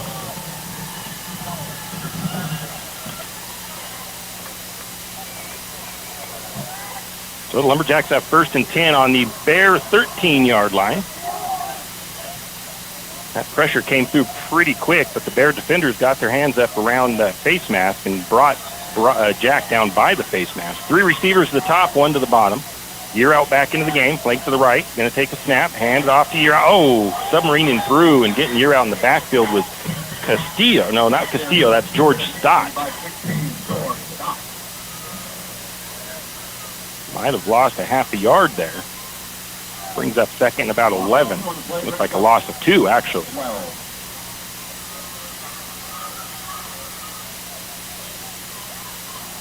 Right now, the Bears are doing something on the defensive line that's getting through the Lumberjack offensive line. Three receivers to the top, one to the bottom. Barta in the shotgun. Year out. You're going to throw it to, miscommunication there a little bit, maybe, as that was intended for Gustav. Incomplete.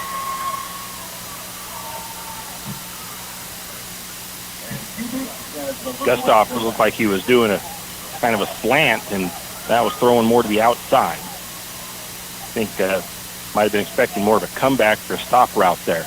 Brings up 3rd and 11 for St. Mary's. The ball on the 15 of Moscow. 2:14 to go in the quarter. 16-0. St. Mary's lead trails first quarter. Three receivers to the top for the Lumberjacks. One to the bottom. Barta flanked to the right by Year out. In the shotgun. Takes the snap. Looks to throw over the middle. This time he's got Gustav, and Gustav's close to the first down.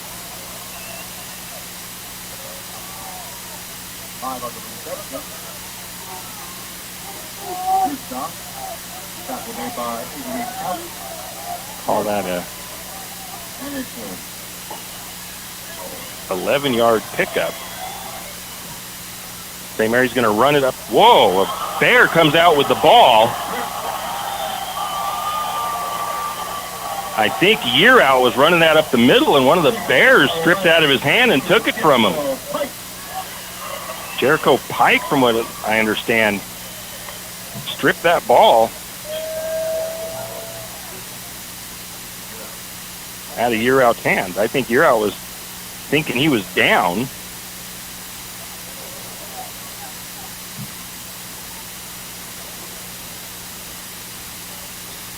And the Bears are going to return that to about the 9.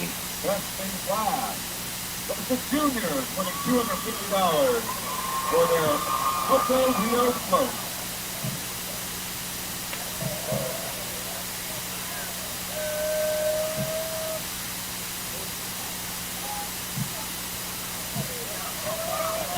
Bears are going to run it to the far side. On the run from Bears. Keaton Fry with the carry. Picks up about 9. I think it was DeLong with the tackle for the Lumberjacks. 9 on the play. Brings up 2nd and 1.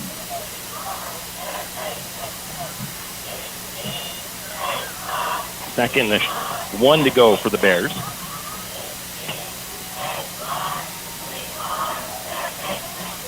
Two receiver set for Moscow. Cross hands it off into the backfield, and they're going to be brought down in the backfield. Durham and Mitchell.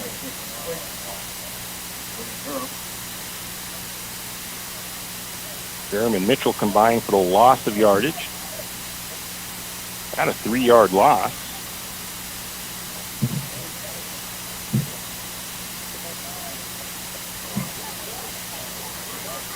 Brings up 3rd and 4.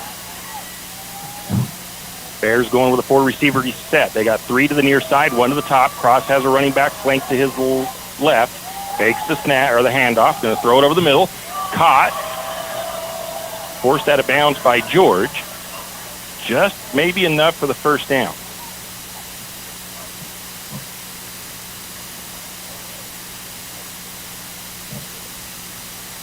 And give him a gain of 6. Little stop route there by the Bears as they came back to the ball on that one. 27 seconds on the clock. 1st and 10 for the Bears on the Bear 21-yard line. Actually, they're up closer to the 25-yard line. I'll have to adjust that in a bit.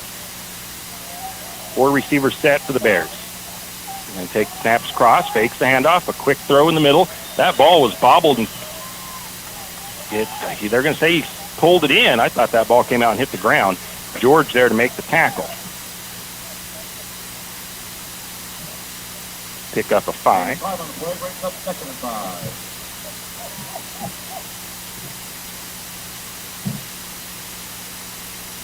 So the ball was actually on the 30-yard line. And that'll be the end of the first quarter. 16-0, the Bears lead. We'll be back and start with the second quarter of action here from Moscow. Are you in need of a reputable, experienced, and knowledgeable well drilling and pump company? Look no further than Interstate Drilling and Pump. Interstate Drilling and Pump drills new wells, deepens existing wells, installs and repairs pumps, and does well testing both for water quality and gallons per minute. Interstate Drilling and Pump has 24-plus years of experience and served from Moscow to Rathdrum and the Silver Valley. Well, what are you waiting for? Get on their schedule today. That's Interstate Drilling and Pump, 208-245-5101. 208-245-5101, Interstate Drilling and Pump. And we are back, coming into the start of the second quarter. St. Mary's trails 16-0 to the Moscow Bears.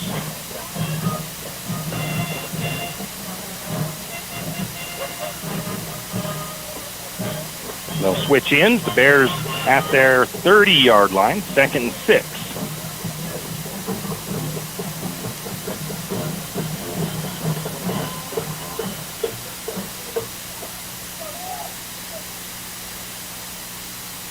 Bears coming out with, looks like they've got a 3-receiver set at the top of the formation. 1 to the bottom, Cross in the pistol, or in the shotgun, flanked by his running back. And Drake Weiss, the running back, flanked to the right of Cross. 2nd and 6 for the Bears from their own 30. Cross, calling signals, takes the snap, hands it off. Lumberjack defenders, they got into the back field, but they couldn't get him down. He's off to the races down that far sideline, finally brought down. Cody Mitchell chases him down.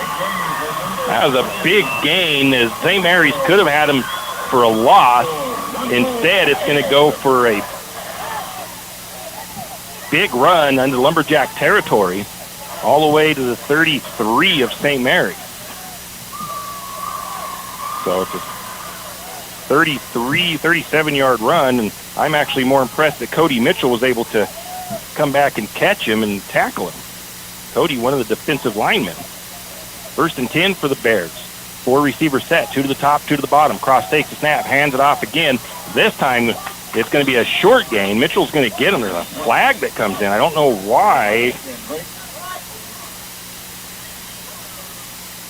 It is going to be holding against the Bears. Okay, I didn't see any Bears in the location of where that flag was thrown to, so I thought wasn't sure who that was going to go against, but it does go against the Bears.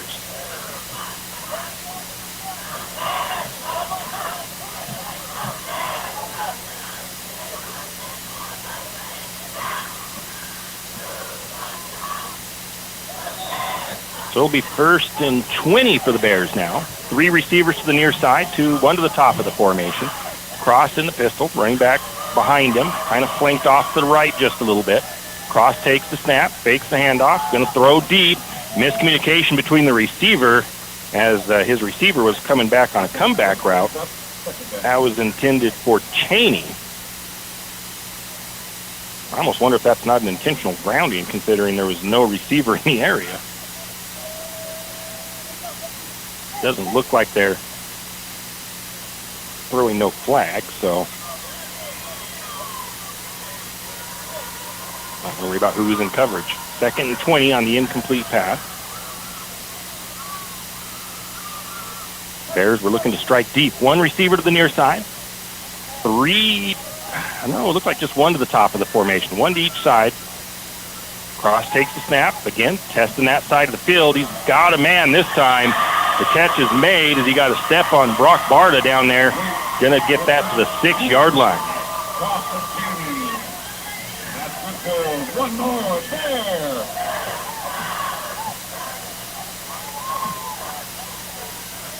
I think that's down to the 6 for Moscow. Good throw and catch again there.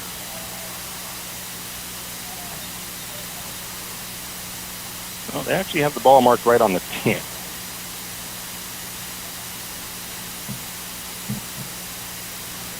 Then we get a timeout, I'm assuming. Or was there a penalty against? Must have been a penalty against the Bears because they moved them back. Not sure what it would have been. I'm just going to mark it down as a false start. Repeat the down. It's now 1st and 15 from the 15-yard line. 2 receivers to the near side for the Bears, one to the top of the formation. Cross in the pistol. Actually, 3 receivers set. Okay, going to move out into the flat. Running back, the catch is complete. He's going to barrel through a bunch of contact. Good hard run by Drake Weiss. And he'll take it forward for a few-yard gain. Quite a few-yard gain, actually, into the... Looks like it's down to the 5. Second goal.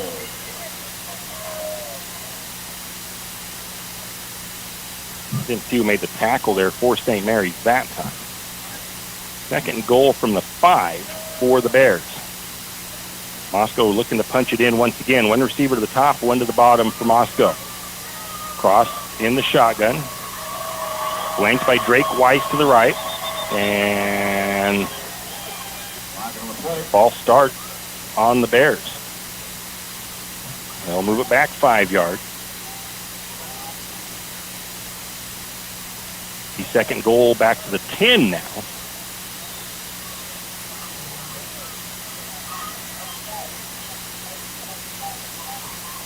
Same formation for Moscow. One receiver top, one bottom. Cross in the shotgun. He's got his running back flanked to the right. Fakes the handoff. Looking across. Oh, right into the hands of Brock Barta, but he wasn't expecting that ball to be there, I don't think, as he was trying to stay on that receiver. It was thrown behind the receiver, and Barta almost had his first interception.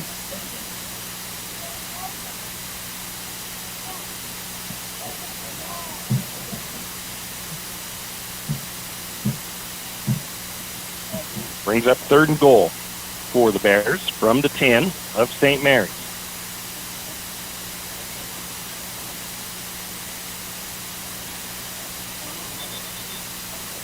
And now we're going to get a timeout taken by Moscow. Timeout Moscow. 9:17 to go in the half. The Bears up 16-0 over the Lumberjacks, threatening to score down at the 10, 3rd and goal. We'll be back. Tax time is here again. I know. It's not your favorite. But at H&R Block, tax time is our favorite time of year. It's when our tax pros get to do what they love the most, help people. By getting to know you, they can make sure your return gets done right. It's not just about numbers, boxes, and forms. It's about personal care. So you get every credit and deduction you deserve. And with an average of 10 years experience, our tax pros get your taxes done right. Just one of the many ways Block has your back. And we are back. Real quick, we want to remind everybody of the gun show taking place on Sunday in St. Mary's at the Cormana building, hosted by the St. Mary's Gun Club. 9 a.m. to 4 p.m. $5 is admission. 12 and under is free. And if you'd like more information, call BJ at 208-582-2909. Back out on the field, the Bears after the timeout. One receiver to the bottom, 3 to the top of the formation. 3rd and goal from the Lumberjack 10. Cross in the pistol. His running back lined up a little bit behind him and to the left. Pressure coming from St. Mary's. Going to get a little bit of a hit there on the quarterback. Nice throw just over the outreached arms of Brock Barta, but the receiver not able to pull it in either as Barta kind of got up there to just kind of get in the view of the ball. And it'll be 4th down for the Bears.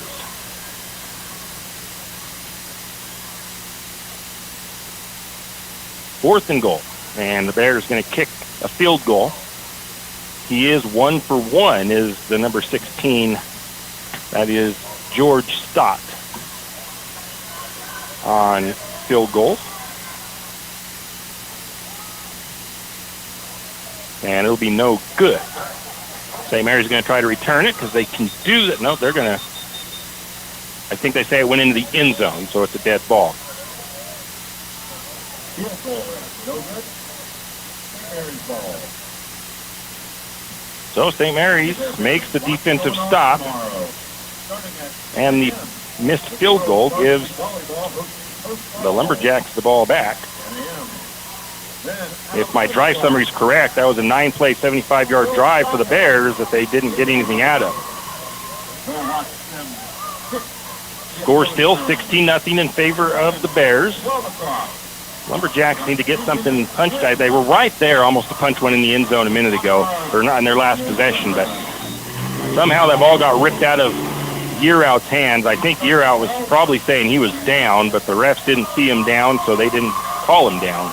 3 receivers to the near side, one to the top of the formation. Yearout flanked to the right of Jack Barta. Jack takes the snap, hands it off to Yearout. Nice little hole. Good pickup for Yearout. Nice run by Aiden. Going to pick up 8. Curtis Carr with the tackle. Be 2nd and 2 for St. Mary's.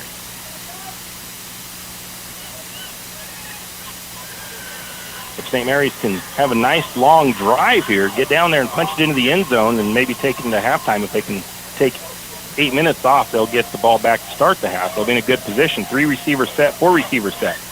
Barta going to throw it. Find Gustav. Gustav across the 35.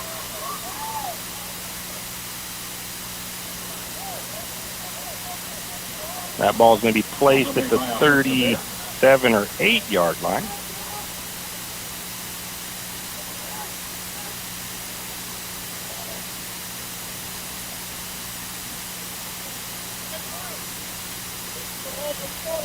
Again, same set for the Lumberjacks for the receivers. 3 to the bottom, 1 to the top. Jack Barta takes the snap, looks to throw again, flushed out of the pocket. Oh, he's going to trip up trying to evade the pressure and goes down.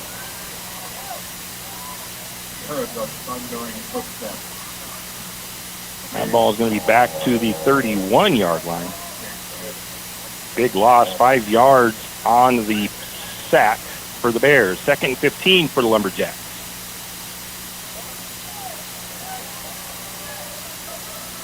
St. Mary's still on their side of the field, their own 31 yard line. 3 receiver, 4 receiver set, 3 to the top, 1 to the bottom.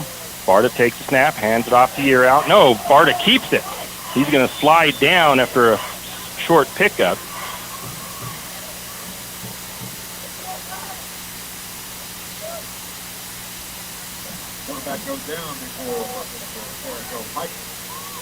Call it a 3 yard pickup. That's up to about the 34 yard line. Lumberjacks are going to take a timeout. With 7:12 to go in the half. St. Mary's takes the timeout, 3rd and 12, with the Bears leading 16-0 over St. Mary's. Janelle Martin Holmes, your Farm Bureau insurance agent in St. Mary's, is a proud Lumberjack supporter because they're her hometown team.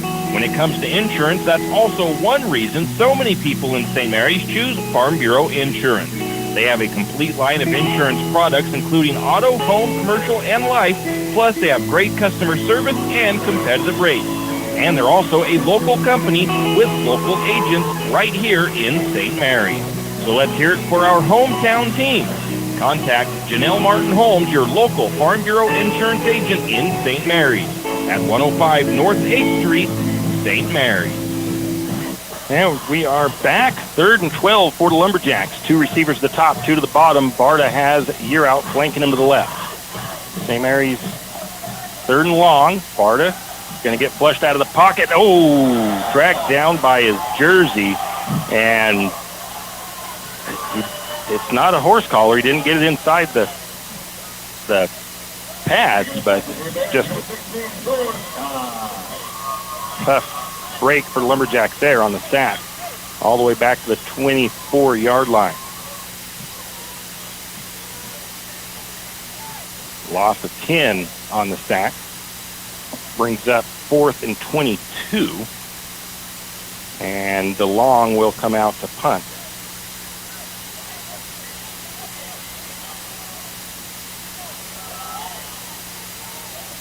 They bring up the return man, they're going to put a punt block on. That ball is going to take a nice Lumberjack bounce. Gets across the 50 into Bear territory. No return.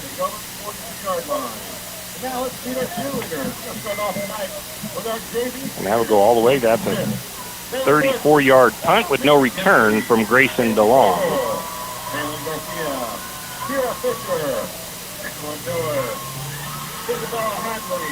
So the Lumberjack defense goes back to work here. See if they can get another stop. Trailing 16-0 to the Bears, 6:17 to go in the first half.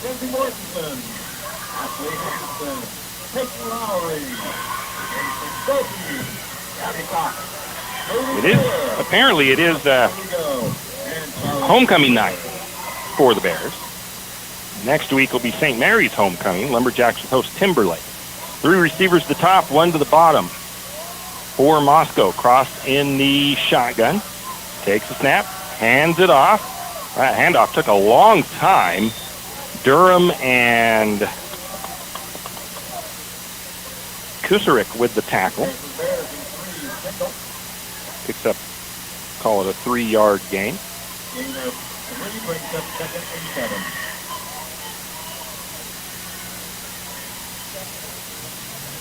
Second and 7 for the Bears, now up to about the 45, their own 45-yard line.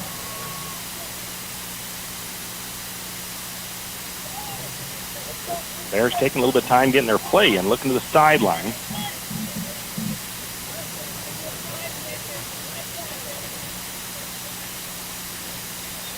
And timeout taken by Moscow. The Bears not quite getting that going fast enough to get that play in.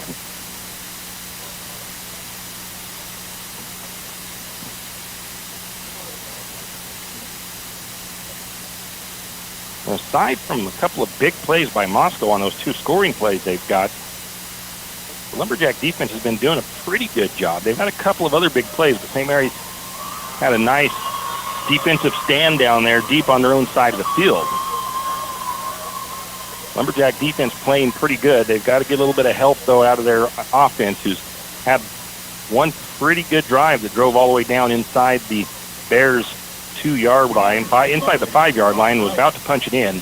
And again, that was the one where apparently they stripped the ball out of Yearout's hands and came out of there with it. That was, I mean, they let it stand. That's a hard play to overturn at the high school level, obviously.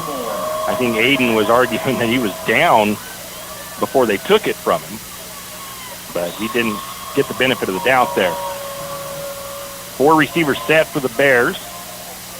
Lumberjacks showing pressure, man in motion. It's going to be a sweep, jet sweep. Some pretty decent blocking. They get around Barta, down the sideline, finally brought down.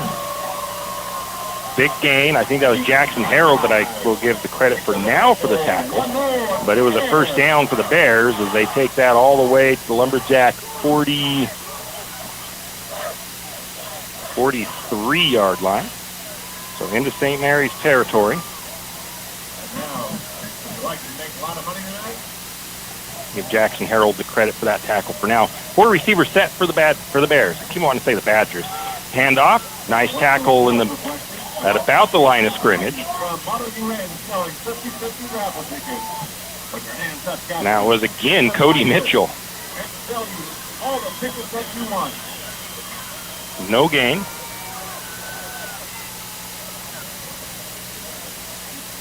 Second and 10 for the Bears. 2 receivers to the near side, 2 to the top. Cross in the pistol, looks like. Takes the snap, fakes the handoff. Oh, good fake handoff. Cross is going to keep it himself. He'll slide down after a couple yard gain. Cross on the slide.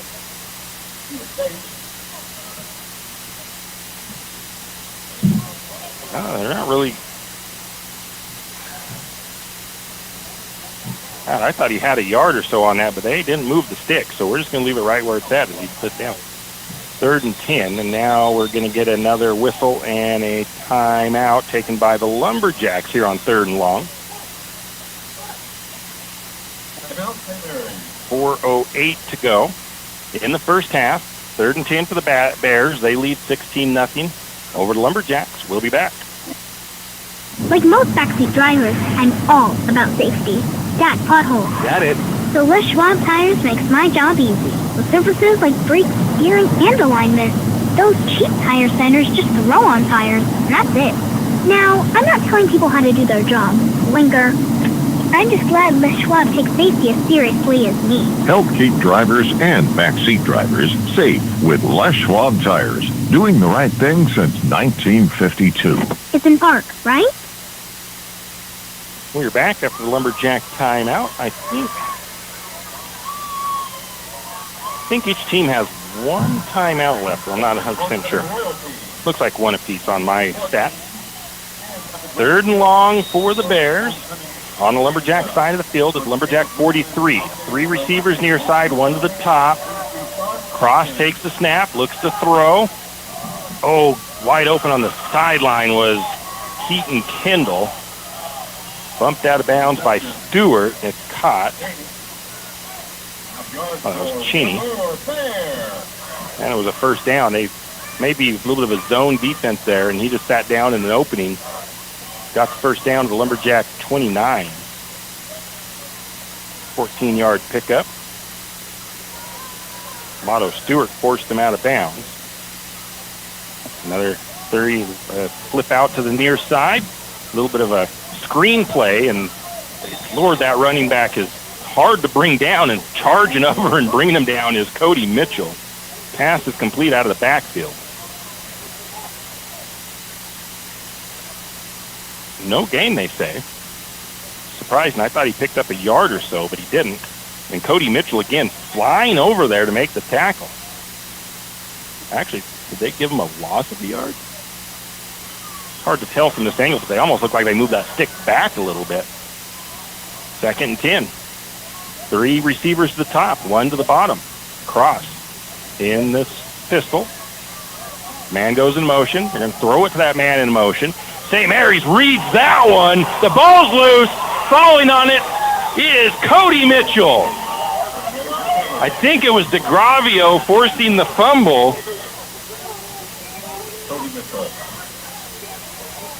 And the Lumberjacks get a big takeaway there.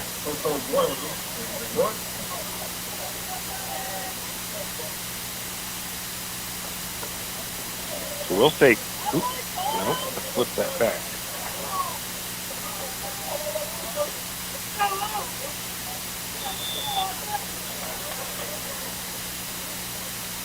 .3:11 to go in the quarter. And the Lumberjacks have the ball 1st and 10 up to the 44-yard line. 4 receiver set. Hand off to Year Out. Year Out trying to find some room on that left side of the line. Picks up a couple of yards. Call it about a 2-yard pickup for Year Out. Lumberjacks have 1 timeout in just under 3 minutes before the halftime. 3 receivers to the top, 1 to the bottom for St. Mary's. The Bears have a lot of speed. Ooh, that was low snap. Jack able to keep it. He's going to scramble forward to about the 50.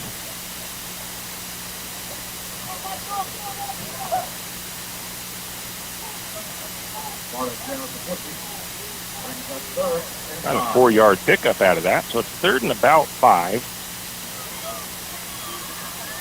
Right at the 50-yard line. 3 receivers to the near side, 1 to the top of the formation for St. Mary's. Barta in the shotgun. Year Out flank to his left.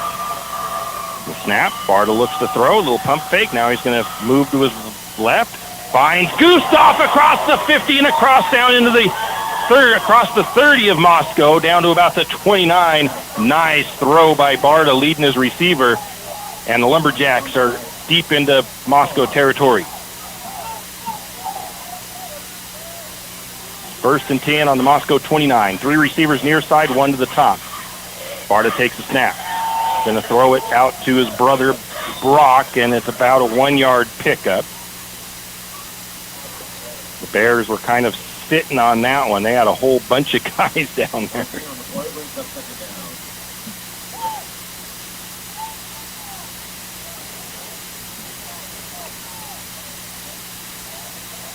Yeah, maybe no yards. I thought he might have picked up a yard, but that's okay. Looks like it's 2nd and 10. Got out of bounds with it, so it stopped the clock at 1:42. 4 receiver set, 2 to the top, 2 to the bottom for St. Mary's. Man goes in motion from right to left, and Somebody moved. I think Grayson DeLong might have flinched there at the line of scrimmage. Grayson was patting himself, saying that was my bad. That will bring up second about 15 now for St. Mary's. Moves them back to the 34-yard line of Moscow. If St. Mary's can punch this one in here with the clock winding down in the first half, it would be huge for them from a momentum standpoint and just from the score standpoint. They'd only be down one score coming out of the second half, into the second half, so it's big right now. 2 receivers top, 2 bottom. Barta takes the snap. Going to look to throw. He's going to scramble up the middle. Lots of room.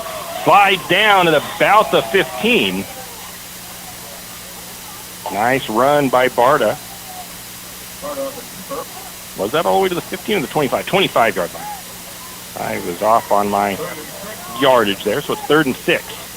4 receivers set again. Man in motion from right to left. That's Brock Barta. They're going to throw it. No, he's going to flush. Oh, he's going to lose those 3 yards and be sacked.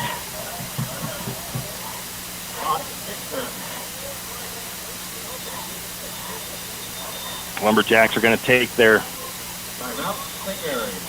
St. Mary's will take their last timeout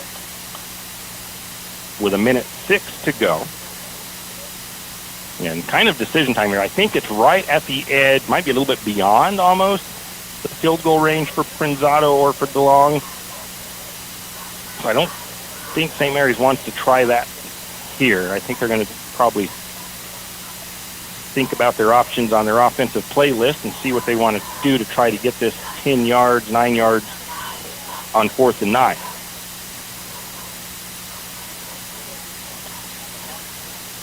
Now, if Lumberjacks were a little bit closer, they might try the field goal. Come out with their 4 receiver set. Again, St. Mary's has actually had a couple of good drives going. 4 receiver set. You're out flank to the right of Barta. Snap.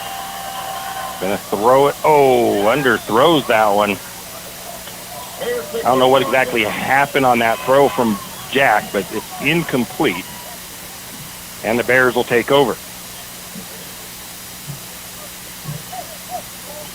1:02 to go in the half.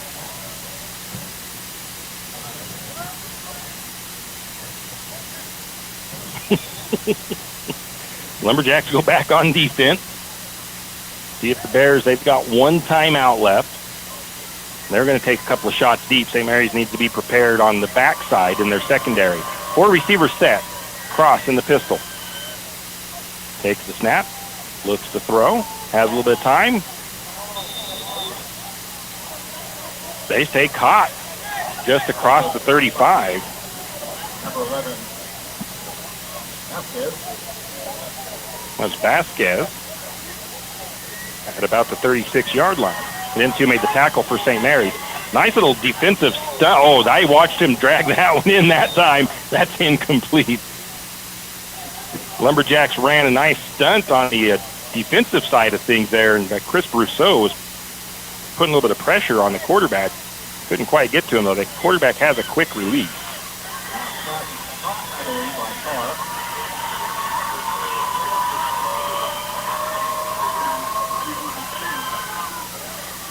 Three receivers to the top of the formation, 1 to the bottom, 3rd and short for the Bears. 41 seconds on the clock. Cross in the pistol. Trying to move his running back to the right side of him. Takes the snap. Looks to throw. Going to be a screen. And coming to the outside, but not going to be able to get past Harold. And we do have a flag that comes in.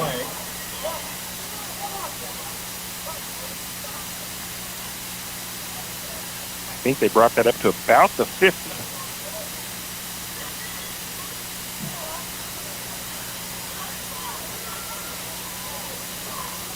And the penalty is going to go against the Bears.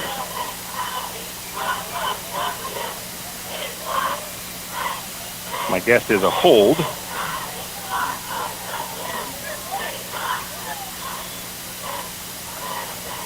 Which brings up 3rd and I believe 12 now for the Bears.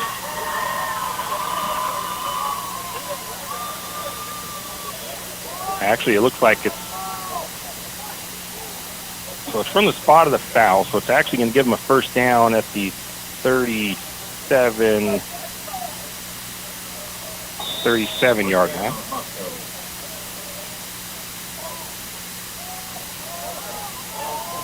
We're going to throw, caught, tackle made by,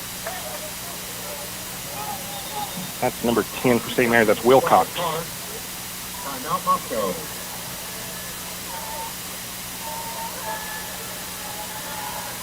We're going to pick up 5.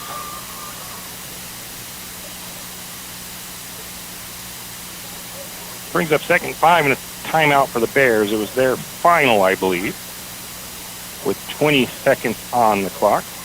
We'll call it 21, as it's 20.7. You're listening to the home of Lumberjack Sports, 1240 KOFE St. Mary's. Don't forget at halftime, our senior spotlight, we have Lumberjack senior Kyle Smith.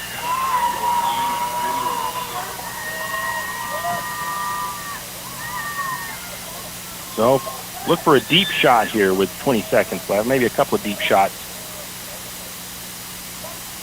They don't have any timeouts left, so they're going to probably have to go for some deep shots here for Moscow. 4 receiver set, 2 to each side. Cross in the pistol. 1 running back flanking him, takes the snap, looks to throw. He's going to throw it over the middle, incomplete. Wilcox on coverage.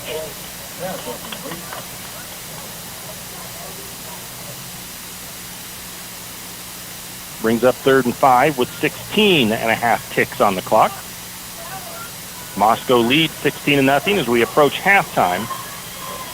They are at their own 43-yard line. 4 receivers set for the Bears. Running back flank to the right of Cross. Takes a snap. Looks to throw. Caught by Carr. Tackled by Wilcox. Out of bounds at about the 49. Stop by Carr. That's good enough for one more fair. None for audience participation. Bears able to get that out of bounds, so it stops the clock. Still on their own side of the field. 4 receivers set once again for Moscow. Cross in the pistol, takes the snap. Drops back, a little bit of time to throw. Going to leave that. Oh, it's caught. Oh, bobbled as he goes out of bounds. Incomplete. That was Cheney. Looks like it was Wilcox and George there on coverage.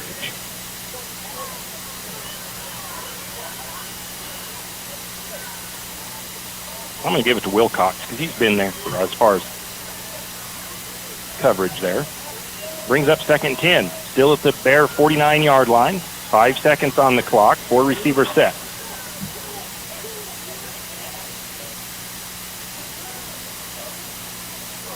Snap. Cross looking to throw. Throws it into the flat. Cutting it outside is the running back Kendall. He'll be tackled by Stewart across to about the Lumberjack 38. And he won't get any further than that. And that's how the first half comes to an end.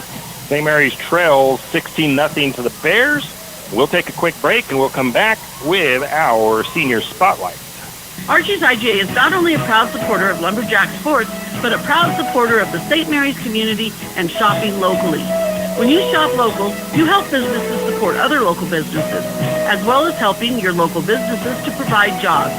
Did you know that local business taxes help maintain communities and counties by fixing roads and maintaining recreational facilities? Local business owners invest in the community and have a vested interest in the future of our communities. So won't you help Archie's IGA by supporting your local businesses and shop locally? Oh yeah, and let's not forget those lumberjacks. If you want the best, you hire the best. Top Grade Roofing and Construction has over 25 years of experience and is licensed and insured. Top Grade Roofing and Construction can and will build just about anything. Need a deck? They can do it. Need siding? Yep. How about a fence? Of course. I mean, Top Grade Roofing and Construction might even build you a chicken coop if you ask. That's Top Grade Roofing and Construction. Call Vince for a free consultation. at 208-269-3111. That's 208-269-3111. Top grade roofing and construction. Hughes Ace Hardware wants to invite you to come in and take a look. Hughes isn't just about hardware. Whether you need dish soap and sponges to clean up after your husband's guys' night or storage solutions for your wife's shopping addiction, you can find it at Hughes. Come see the difference. Everything you need from a blow dryer to replace the one your toddler dropped in the toilet to a bathroom scale to help your hubby stay on his fitness goal. Hughes Ace Hardware is the place to get the products you need and the help you want all the time, every time. Hugh and Margie Gannon of St. Mary's are proud to support the Lumberjacks and this Lumberjack Sports broadcast.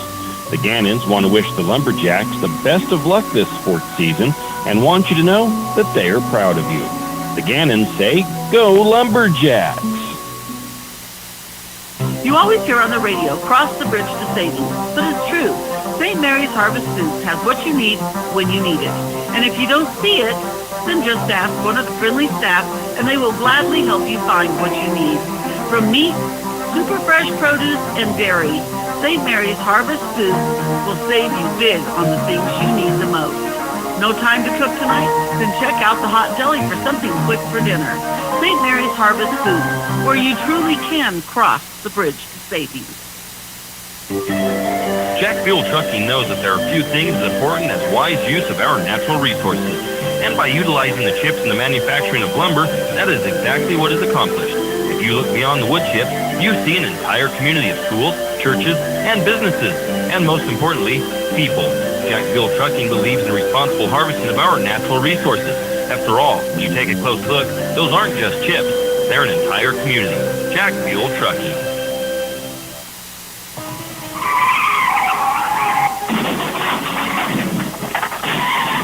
Sometimes accidents happen. You never thought it would happen to you, but it did. Where can you turn for that friendly hand of support? Jack's Pharmacy is your good neighbor pharmacy in St. Mary's, where you'll find personalized care. Whether you need crutches, supports, wheelchairs, or even a hospital bed, Jack's is here for you. We service both Medicare and Medicaid. If you need durable medical equipment, come to Jack's, your good neighbor pharmacy, where you'll receive personalized service and attention. Mitchell Excavation in Fernwood is a proud supporter of Lumberjack Sports. For all of your road building, site preparation needs, call Mitchell Excavation, 208-245-1160. Whether ditch digging for plumbing and electrical or home site preparation, Mitchell Excavation is the place to call. That's Mitchell Excavation in Fernwood, 208-245-1160. Mitchell Excavation says, "Go Lumberjack!" And it's time for our Senior Spotlight. Today's Senior Spotlight, we have Kyle Smith with us. Thanks for talking with us, Kyle. Oh, yeah. So, Kyle, we'll start with what sports you play. I just play football. Well, you've played basketball in the past. I used to, Come on yeah. now. And still going to be apparently have to poke him and prod him all the football season to see if I can get him talking to basketball. We'll see. Which sport is your favorite and why? Got to be football. I just love the contact. What has playing sports taught you? Responsibility, for sure.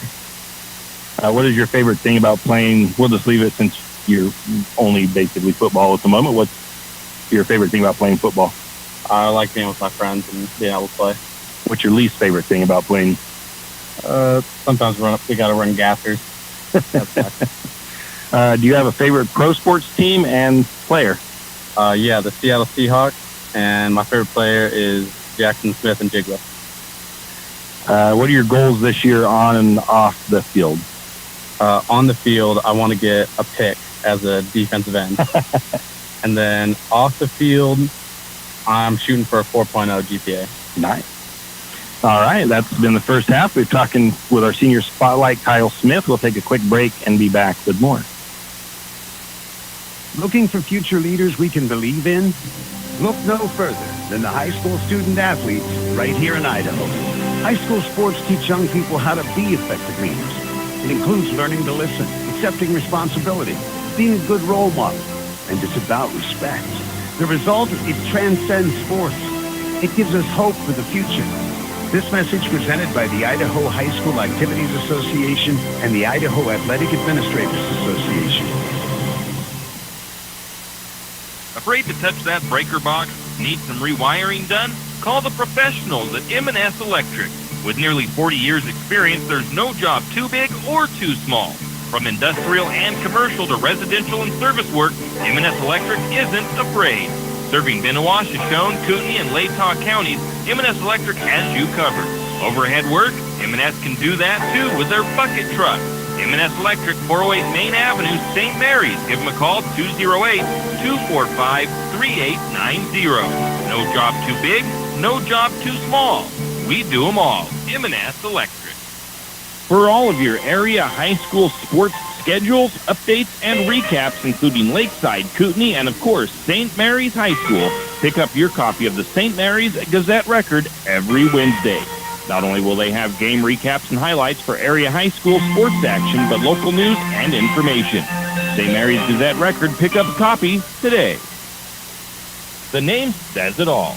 Taco Bout It. What is it, you may ask? It's the best taco truck in town. Might even be the only taco truck in town. If you like tacos, and who doesn't, then you need to stop by Taco Bout It, located at 128 South Highway 3 in St. Mary's, across the street from XXX Feed. Taco Bout It has too many tacos to list, so you will just have to try them all. Call in your order 208-582-8533, or just stop by. Taco Bout It, located across the street from XXX Feeds in St. Mary's. When you need that morning pick-me-up before work or school, there's one place that comes to mind.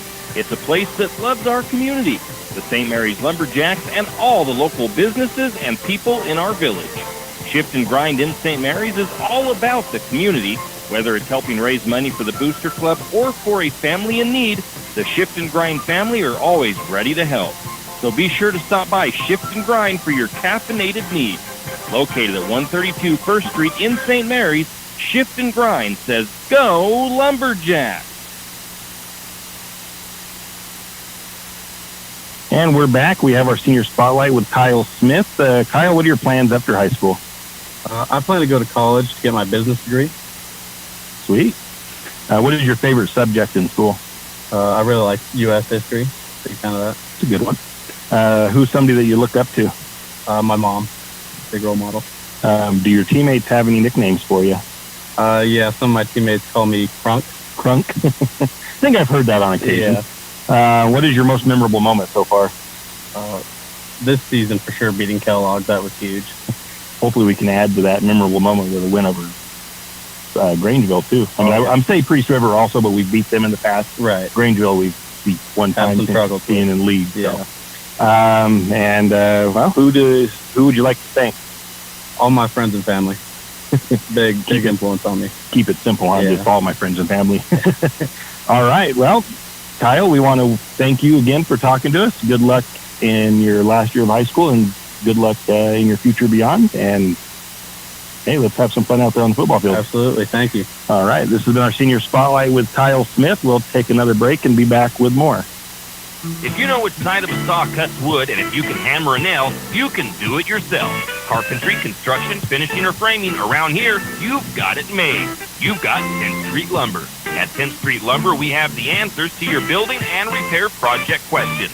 Every day, 10th Street Lumber helps homeowners get quality results.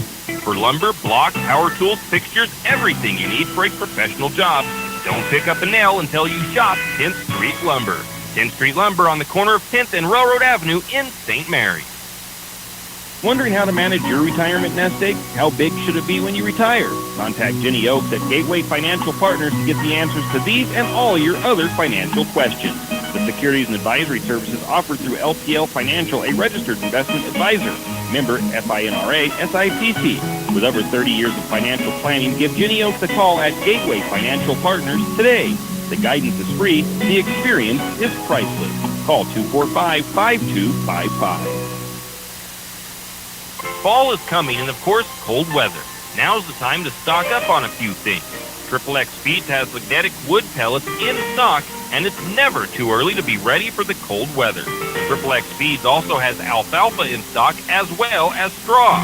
And if you have some four-legged woodland friends that look a little hungry, XXX Feeds can keep you loaded up on deer feed and deer blocks. Don't wait until the last minute. Stop by XXX Feeds in St. Mary's today.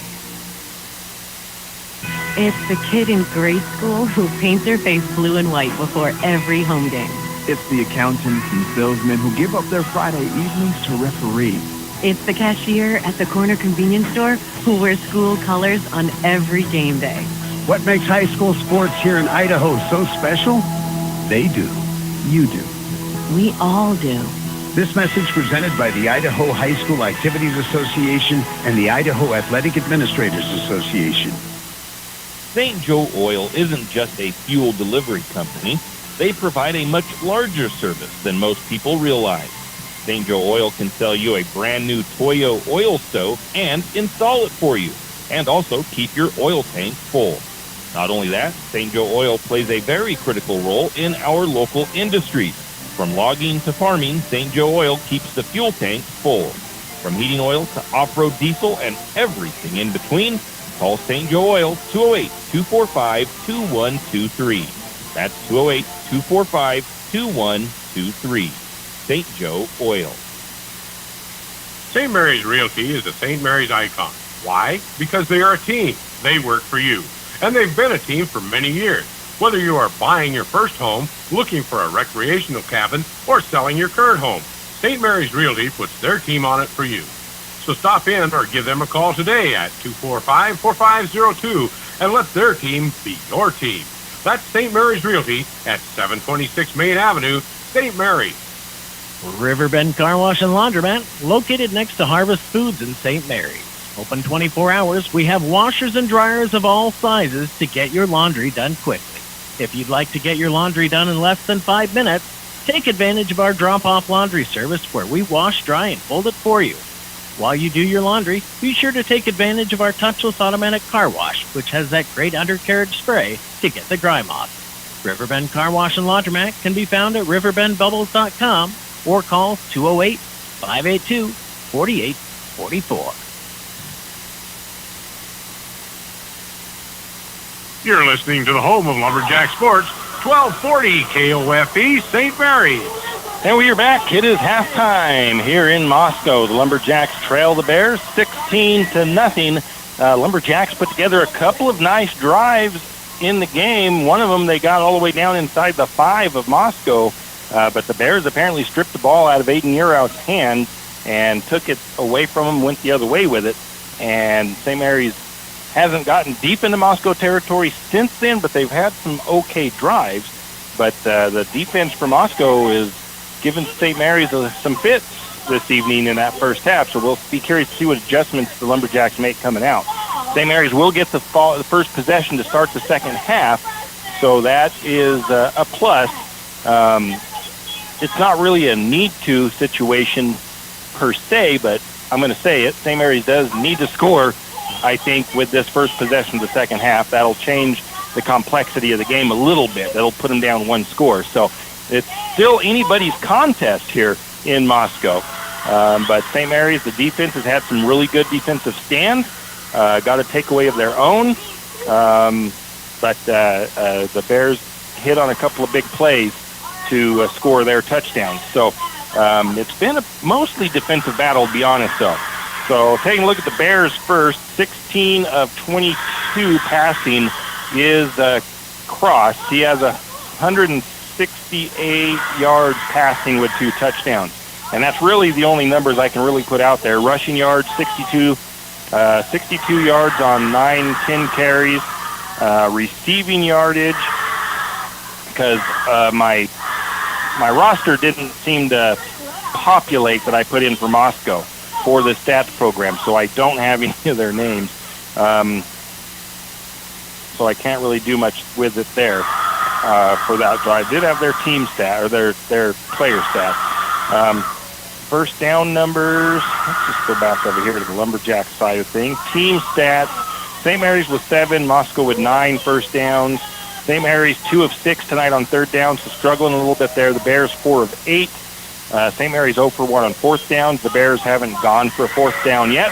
St. Mary's only racked up 102 yards in the first half. The Bears with 230 yards.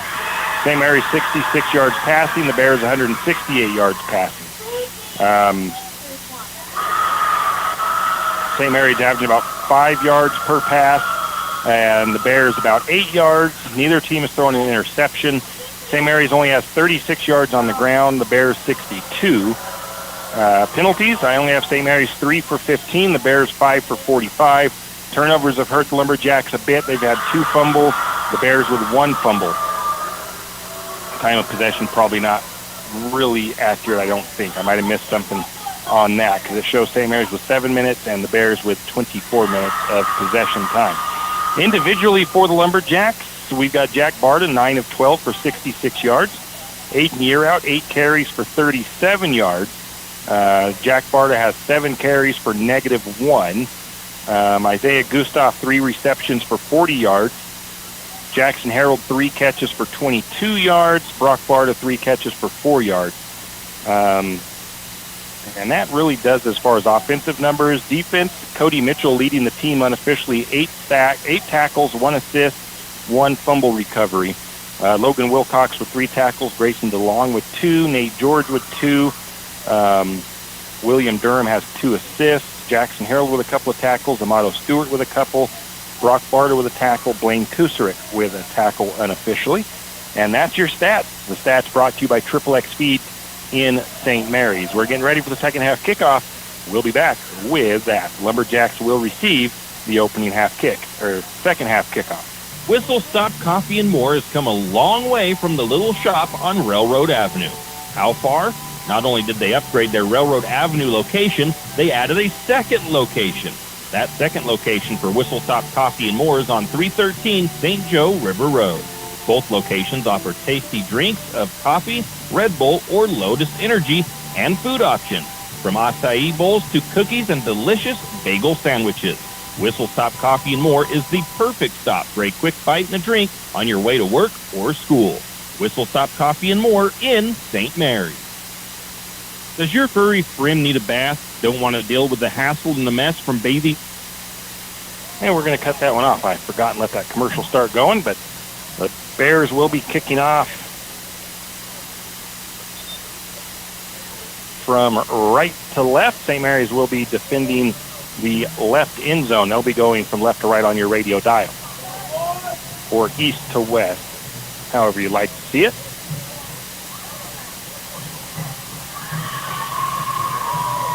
Back deep for the Lumberjacks, you got Gustav, Barta, and Brousseau.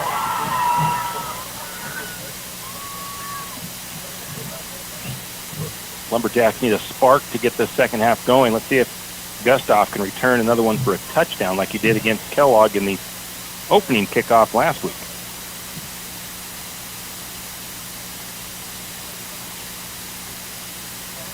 They are ready. Number 16 will kick off. That is Scott for the Bears.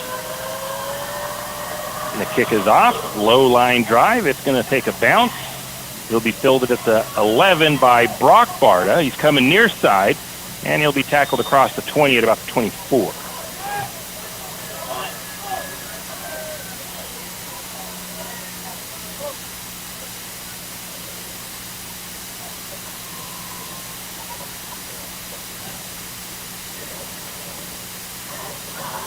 So Lumberjacks come out on offense, 1st and 10, deep on their own side of the field.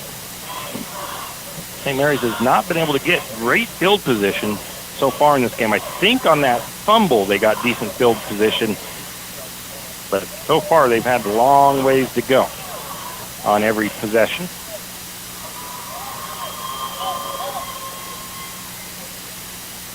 Lumberjacks trying to get the right personnel out there. Chris Brousseau heads out. Lumberjacks going to a 2 running back look in the backfield. They've got 3 receivers, 2 to the near side, 1 to the top of the formation. The snap, handoff to Yearout. Yearout looking for room on that left side. Can't find a hole to run through that time, and he's going to be taken down, I believe, for no gain.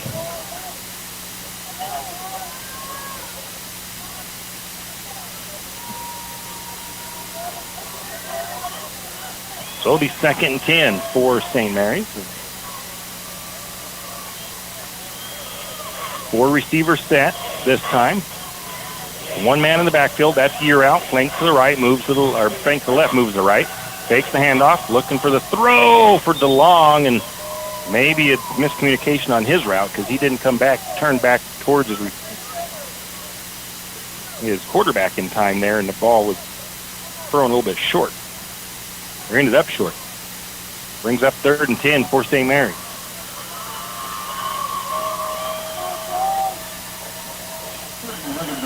Lumberjacks in the huddle. Up the line of scrimmage. 2 receivers near side, 2 to the top of the formation. Year Out flanked to the right of Barta.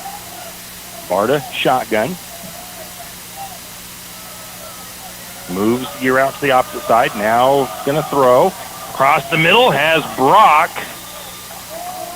And the Bears trying to say that the ball came out. The ground, I don't think, can cause the fumble, even if it did. And they're going to say that's the first down on the completion. I thought it was a little bit short of the first down, but they're going to get that all the way up to the 36-yard line. And, yeah, that's 12-yard pickup. So 3rd and long, St. Mary's picks it up. Going to hand it off to Year Out. Year Out stutters, steps behind the line of scrimmage, trying to find some room. I think he just barely got back to the line of scrimmage. Aiden looks like he's being a little bit indecisive right now on hitting that hole. Maybe there's not a hole opening up, but he's kind of stutter stepping behind the line. 4 receivers set, 2nd and 10 for the Lumberjacks. Barta with the snap, looks to throw. He's going to go to Brock. Brock will be hit right after he makes the catch, a pickup of about 3.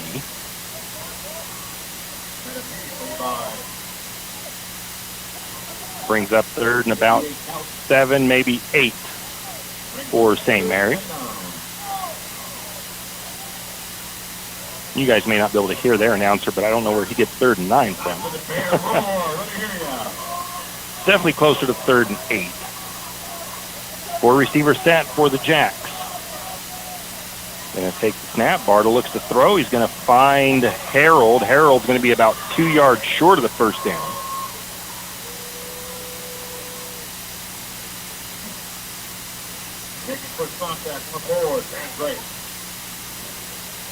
They'll bring up 4th and 2, or 4th and 5. I thought he gained more than that on that catch. Got that marked down. 4th and about, I'm going to call it 4 yards. St. Mary's going to go for it here on their own side of the field.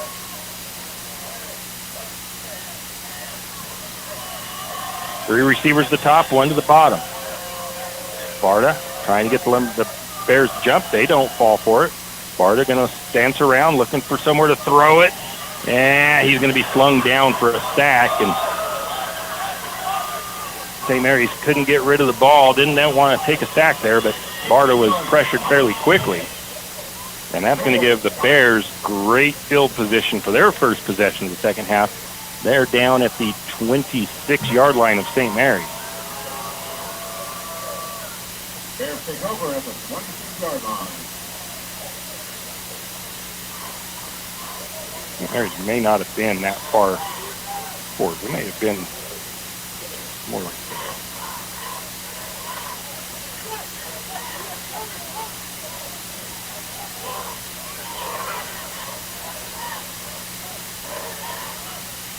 Bears at the line of scrimmage. No receivers out this time. Handoff up the middle. The running back sidesteps one Lumberjack through the little hole, and he's going to take it to the end zone. First possession of the second half for the Bears. They find pay dirt. A run up the middle by Kendall.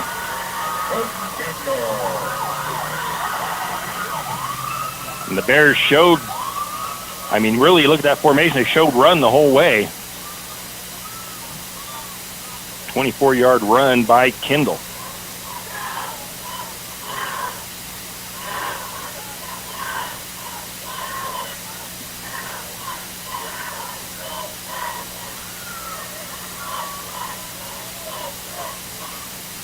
Bears showing that swinging gait again. They've hit on their first two-point conversions.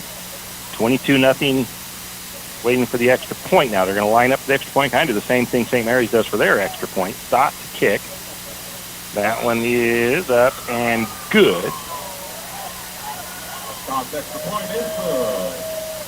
And the Bears, with 8:48 to go in the third, score on one play, 24 yards. They're up 23-0 over the Lumberjacks. We'll be back. Your furry friend, make an appointment with Barks and Bubbles Groom Shop today.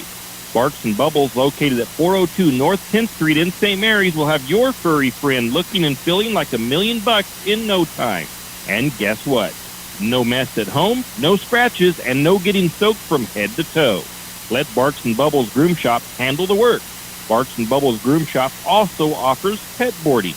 Call for an appointment today at 208-245-5755. That's 208-245-5755. Barks and Bubbles Groom Shop in St. Mary's. Yeah, we are back. The Bears leading at 23-0 over the Lumberjacks early second half. Bears set to kick off. Back for Lumberjacks is Gustav, Brock Barta, and Chris Brousseau, waiting at about the 10-yard line. Backseat, the Lumberjack, Brousseau, Gustav, Barta.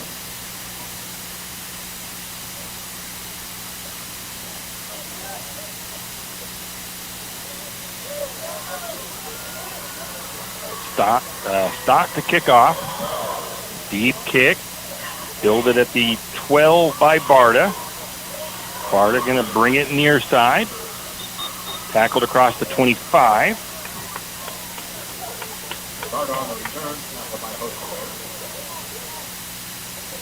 Brings that ball up to about the 20. Let's put it at the 28-yard line. First and 10 for St. Mary's, just inside their own 30. Two receivers to the top, two to the bottom. Year out, flanking Barta to the left. The snap, handoff to Year out. Year out finds that opening, but only going to pick up a couple. A little bit of a stunt there by the Bears on the defensive side. Just before the snap, they moved some of their guys around that defensive line. Well, they're going to say no gain, actually. I thought he picked up at least a yard. Second and 10 for the Lumberjacks. Year out has to come out for a snap. His helmet came off.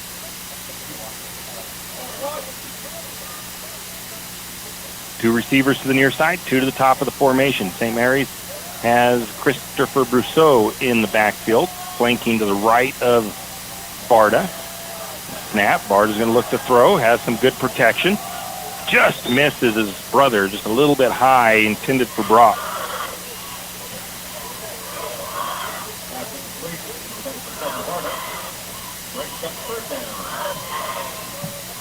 Brings up third and 10 for the Jacks.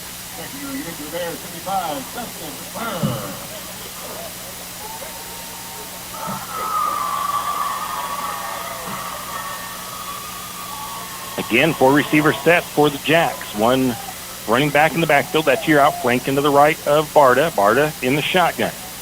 Takes the snap. Looks to throw. Going deep. Has Gustav. Gustav makes the catch. He's going to be short of the first. Picked up about 6, I think. Maybe only 4. I'm going to split the difference and call it 5. So it's 4th and 5.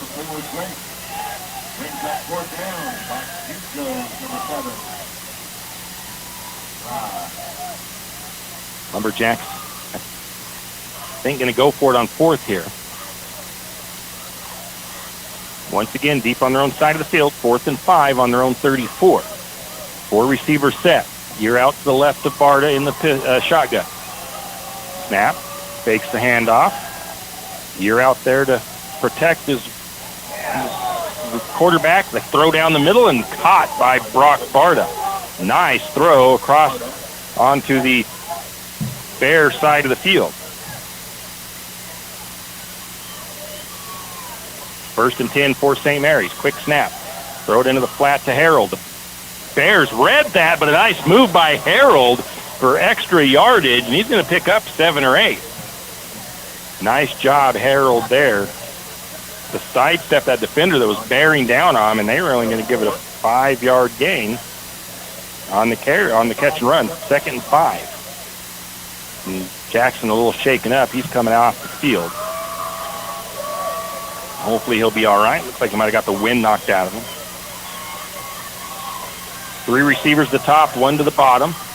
Sparta takes the shotgun snap, hands it off to Year Out. Stumbles at the line of scrimmage there, and I think he just barely got back to the line of scrimmage. Run defense for the Bears has been pretty stiff. It looks like they're going to give him a yard pickup. 3rd and 4. I did want to give a score update at halftime for other CIL action, but there was no scores on Idaho Sports. Orfino at New Plymouth, Grangeville at Kellogg at Timberlake, Grangeville at McCall, Priest River at Kettle Falls. So it's 3rd and 4 for the Lumberjacks. 3 receivers to the near side, 1 to the top of the formation. Sparta takes the snap. Little head fake there, looking to throw. He's going to go deep. Caught by DeLong. Yes, he bobbled it for a second, able to pull it in through contact. Nice catch by Grayson DeLong there. That ball going to be marked inside the 30. The 29 of Moscow. 1st and 10 for St. Mary's. 4 receivers set. Man goes in motion. That's Brock Barta from right to left. The snap, quick throw to DeLong again. DeLong catches it, dropped at the 22 or 21 yard line. Lumberjacks going up tempo. About a 7-yard pickup. Brings up 2nd and 3 for the Lumberjacks. Lumberjacks quickly to the line of scrimmage, getting the play to everybody. 4 receivers set, 2 to the top, 2 to the bottom. Year Out, flank to the right of Barta, moves him to the left, takes the snap, hands it to Year Out. Year Out with a nice run off the right side, spins off of a tackler, still going down inside the 10 to the 9. Still some extra going on there. I guess Year Out was actually still up. They blew it dead, but they were still fighting for extra yardage down there. St. Mary's down, I believe, inside not inside the 5. They're at the 9. So 12-yard gain, 13-yard gain for Year Out. Nice hard running by Aiden. Lumberjacks, 2nd time this deep into Bear territory. 3 receivers to the top, 1 to the bottom. Year Out flanking Barta to the right. Barta in the shotgun. Barta takes a snap. Looks to throw into the flat to Brock. Brock running backwards, trying to get around a defender, and I think he'll lose yardage on that, back to the 10-yard line. Lost about a yard. The Bears defense is pretty fast. They are getting to the ball a lot faster than some of the other opponents that we played. Barta has caught some of those against, say, Kellogg, and was able to outrun the defender, but I will say the Bears have some pretty fast guys. 2nd and goal from the 10. Barta takes the snap, takes the handoff, rolls to the left, throw it to DeGravio. DeGravio takes a big hit down to the 5, though.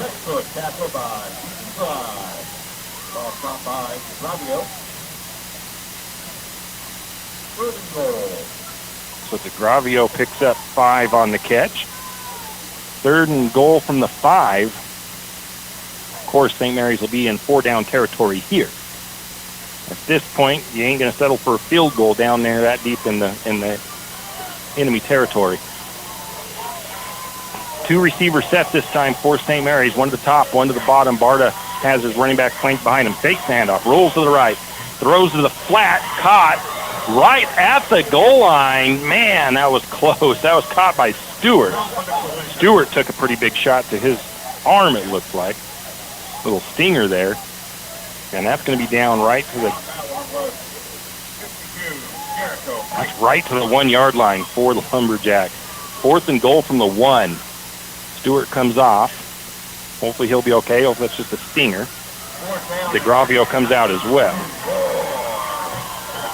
If St. Mary's doesn't punch this in, they're going to have the Bears pinned all the way back, but we don't care about that. We want this punched into the end zone.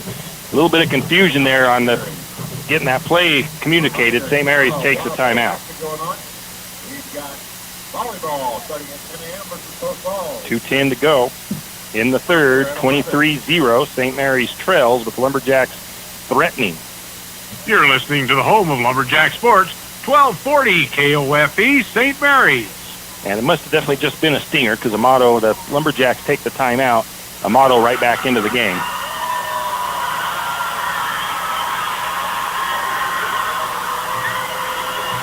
Cody Mitchell down here on the bench. Brian Tapel down there giving him a high five. Cody trying to stretch his back out. He's been all over the field tonight, has Cody Mitchell. Right now, he's the probably leading candidate for our Talk About It player of the game. So we'll see what happens rest of this contest.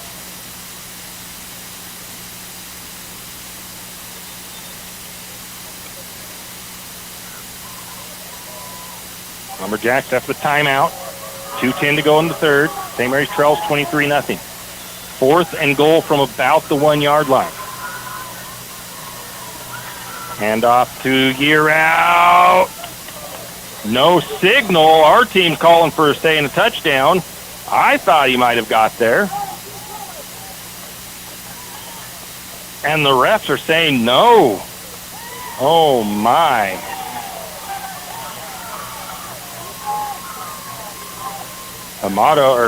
Even Year Out confused. Wow. I thought he got there. I thought he crossed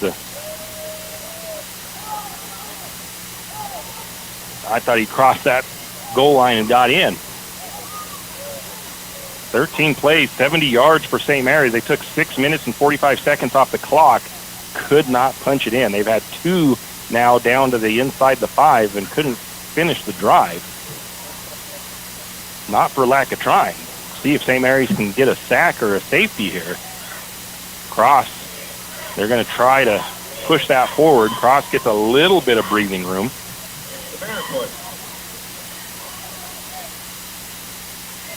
Maybe picks up a yard or 2. Whole host of Lumberjacks in there. Brings that out to about the 3. Second and about 8.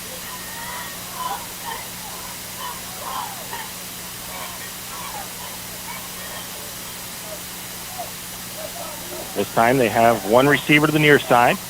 Crossed in the end zone, hands it off. And being tackled maybe for no gain. It's Stewart and I believe Wilcox getting in there on that tackle. I don't think he had a gain on that one. Brings up 3rd and about 8. I don't think he gained any. Well, I don't know. They're showing him about 3rd and 6 to go, 3rd and 7.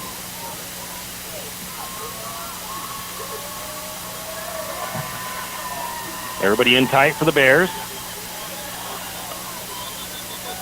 Oh, false start. I seen St. Mary's players. They were kind of trying. They were teasing that line of scrimmage there. It's not going to be 3rd and 10 to go. It's going to be 3rd and it's going to be half the distance. So it's going to be probably like 9 yards. And I don't think it's going to be right on the 1. We'll put it on the 2. That backs the Bears back up really close to their end zone. Everybody in tight again. Lumberjacks showing pressure, trying to get the Bears to jump off sides. Going to get the handoff. Whole host of Lumberjacks getting on to the number 3. And that's pretty good pile push there for the Bears, but it'll bring up 4th down. We'll call it a gain of 6. Whole host of Lumberjacks in there to bring him down, so I'm not going to even try to give that one. Into the third quarter. We'll be starting the fourth. St. Mary's trails 23-0. The Bears 4th and 3 deep on their own side of the field. We'll be back. There's a new shop on Main Street in St. Mary's. It's a gift shop. It's a home decor shop. It's a jewelry shop. It's a shop of bare necessities. Bare Necessities Trading Company is located at 822 Main Avenue in St. Mary's and has just about anything you could think of. From rocks and minerals to specialty foods, knives, and handcrafted soaps and lotions, there really is too much to list. So stop by Bare Necessities Trading Company today and pick up a gift, something new for your house, or a cup of coffee. That's Bare Necessities Trading Company, located at 822 Main Avenue in St. Mary's. We're back, getting ready to start the fourth period. 23-0. St. Mary's trails the Bears. The Bears backed up on their own doorstep. 4th and about 3 from their own 6 or 7 yard line. I can't see Moscow going for it here with it. But hey, crazy things have been known to happen in high school football. So obviously we gotta wait and see.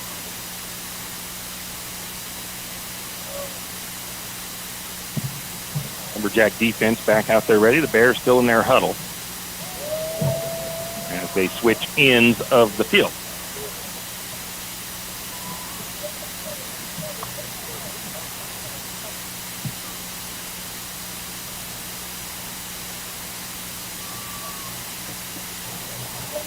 Bears look like they're showing their punt team out there. Watch for the fake. I mean, Moscow doesn't really have a reason to need to go for it or fake it, but still, you never know. Barta waiting at about the Bear 44.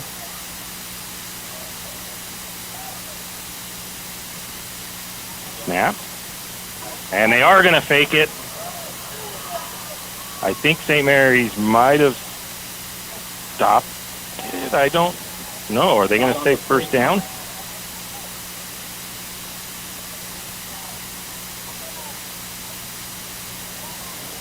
That's good enough for one more. Bear. I think it was about a 3-yard pickup. I don't know about. I said you don't know what to expect. That Bears didn't need to necessarily do that, but they did. So it's 1st and 10 for Moscow at their own 11-yard line.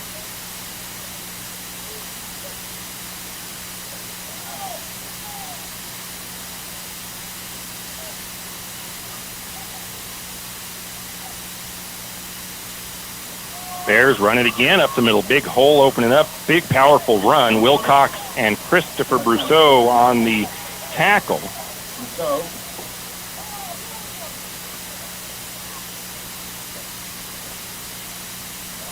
Like a 10-yard run. One more. Bear.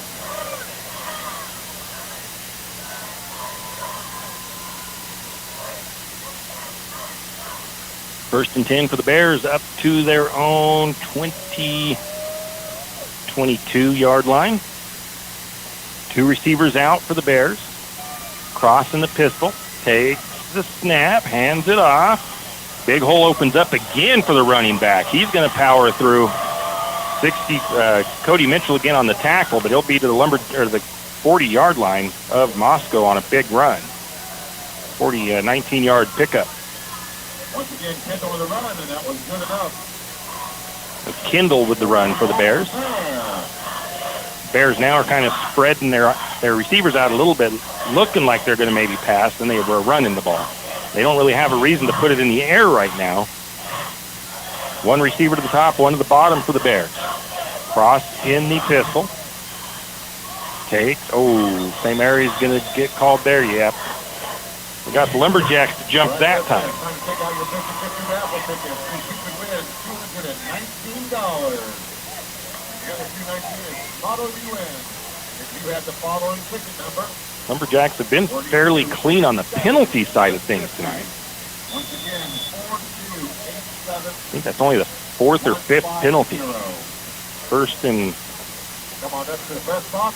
Win your $219. That penalty went against the Bears, against St. Mary's, not the Bears.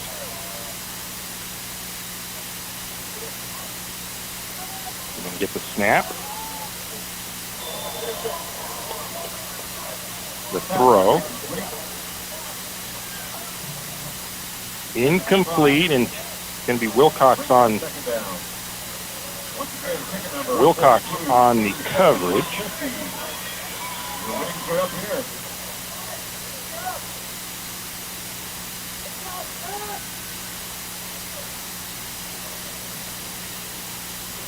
Second and 5 for the Bears from the, how am I way out of that? I'm that far away apart on that? They're up at the 45-yard line. 2 receivers set for the Bears, 2nd and 5. Handoff. No, they're going to, I don't know. They're going to try to pull that. Tackle for loss there is Kyle Smith comes in there. Just about lifts up the running back. And they're going to mark that back for a 5-yard loss.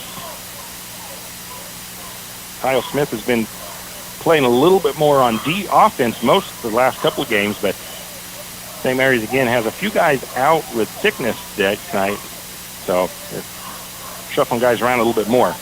3rd and 10 for the Bears. 1 receiver to the top of the formation.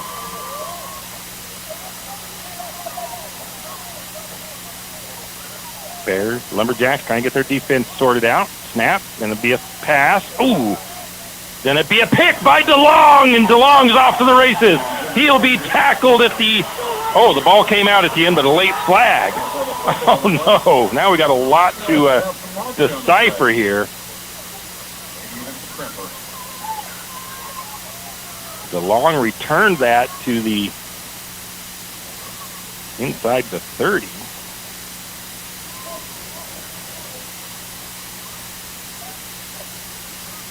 Then we have penalties. We had maybe a fumble. I don't know yet.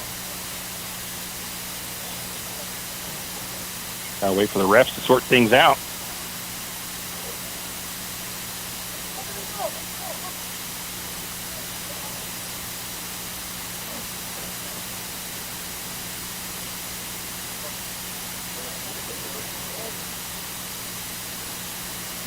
Waiting to see what I know they pointed towards St. Mary's. I don't know if that was for the penalty or if they were saying Moscow ball.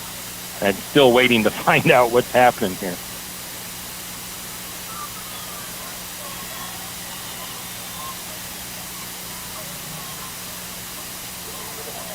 St. Mary's defense is staying out there, though. No, they're getting the ball from St. Mary's, so no fumble.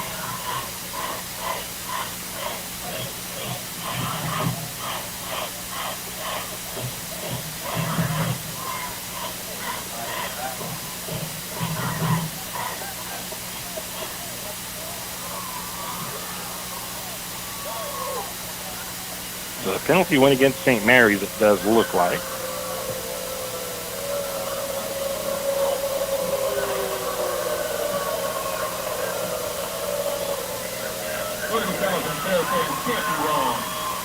So they'll move that ball back, not that far. No, the ball was moved forward. I'm going to just go with that. We'll take that penalty off. I don't know what happened there. St. Mary's is going to have a pass complete to Gustav.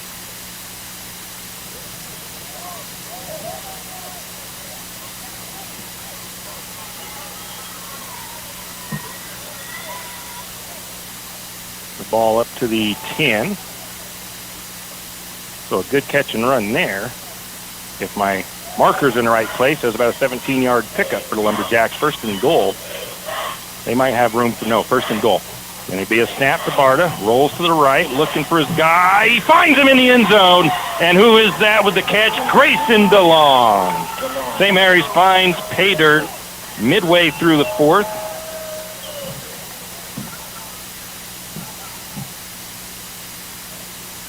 With 8:24 to go.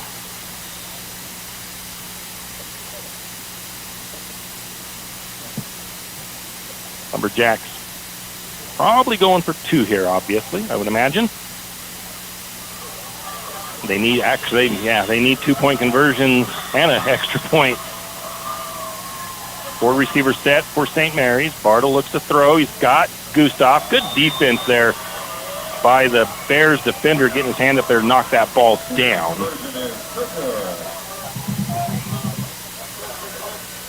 And it was no good. So Lumberjacks get on the board, 23-6 they trail. It was a two-play, 27-yard drive for the Lumberjacks. And St. Mary's will kick off. For our athletes. So go out to support them next week at the annual golf and auction. See if I can take a look at the stats brought to you by Triple X Feeds. Jack Barter right now, 23 of, if that is correct, 23 of 27 for 169 yards. That'll put Barta up over 1,000 on the season.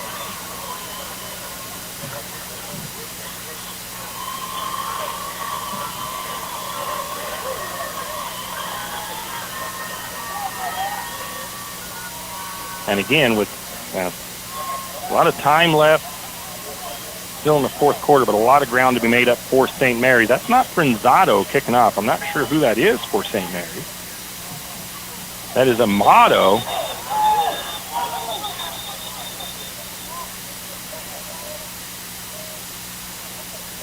St. Mary's, beautiful onside kick, but a whistle blows.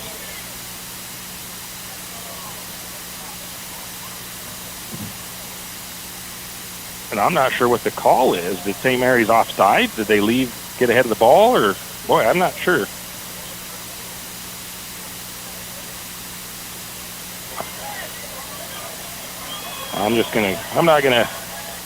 St. Mary's is going to move backwards. I thought everything looked done fairly well. I didn't see anybody get out in front of Amato before he kicked. And now the Bears know what's going to happen. So now it makes it a little bit tougher. But that was a beautiful kick on the first attempt by Amato.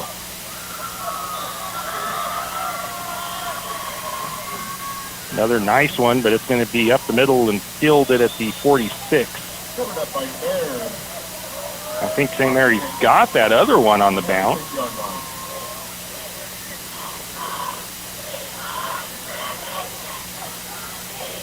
Lumberjacks can't catch a break tonight on a few items on that one. I mean, geez. 8:23 to go. Bears will be first and 10 on their own 45-yard line.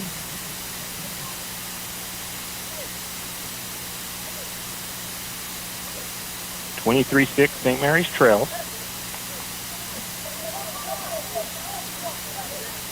Two receiver set for the Bears. One to the top, one to the bottom. Cross in the pistol.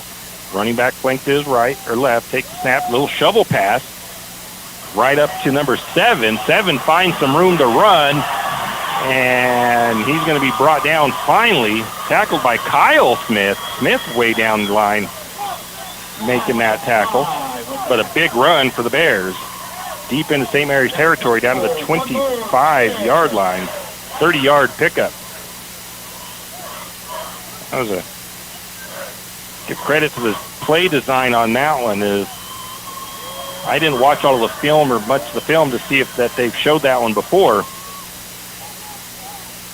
But that was like a receiver moving, or one of their guys maybe lined up to tight end, went in motion. They just pitched it forward to him. Same look, two receiver set. Handoff up the middle. Getting onto him is Chris Brousseau, and a flag comes in out of the backfield. Or actually, I think it was Russell Brousseau with the tackle. But we do have a penalty flag.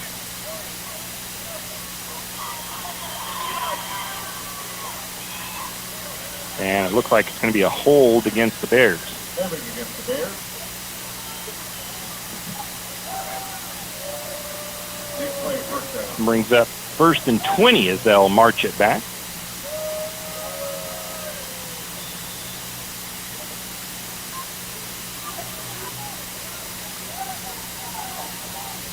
Four receiver set this time for Moscow.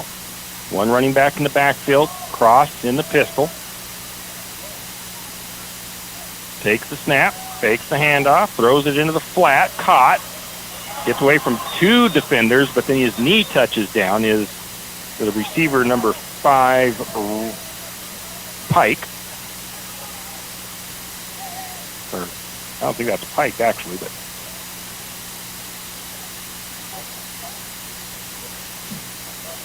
Okay, where is the... Oh, that's way over there. Looks like they might have gained a yard. And 2 made the tackle for the Lumberjacks. 3 receivers to the near side, 1 to the top for the Bears. 2nd and 19. Fake handoff. Throw it into the middle of the field. Caught by the number 5. He's going to find some room to run, but he'll be brought down by Wilcox after a big pickup. Down inside the 15. Now, New Jersey, number 5, Jericho Pike on the reception.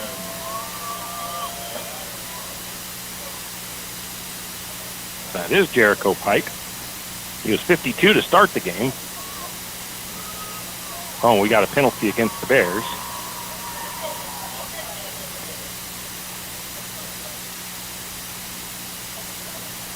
And that's a big penalty because the Bears marched way back again.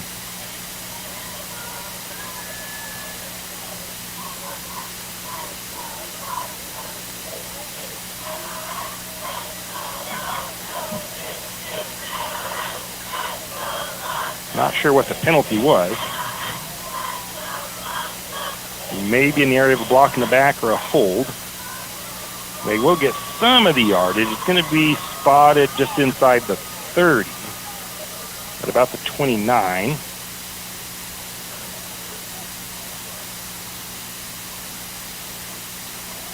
And it'll be 2nd and, well, according to that, 2nd about 14. 2nd and 10. Snap. Going to look to throw in the middle of the field. Receiver wasn't looking for that unless it was intended to go further down the field. St. Mary's did deflect it.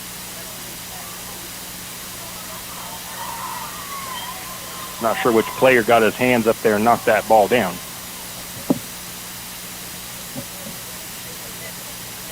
Chris or Russell?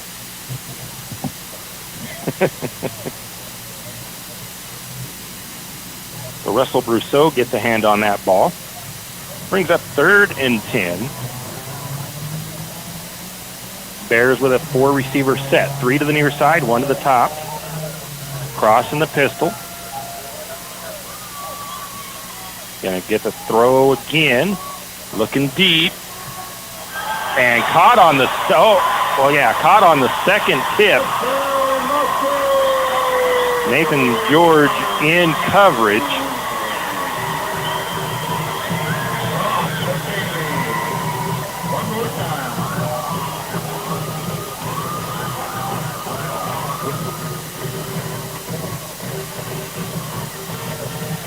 Again, George in good position, but I think the receivers that he's been going up to against tonight is a little bit of a height advantage on him.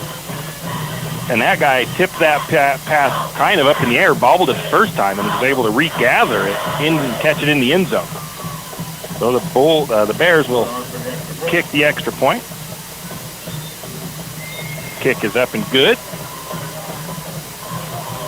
And the Bears stretch the lead 30-6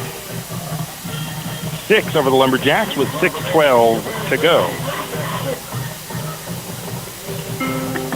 It's not just saving. It's preparing your kids for college, owning your tomorrow, and saying yes to that home, trip, or the next chapter. At P1FCU, we believe saving should work as hard as you do because every dollar you set aside is a step toward freedom.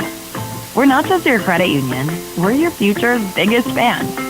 Explore better banking with P1FCU. Learn more at p1fcu.org. Insured by NCUA.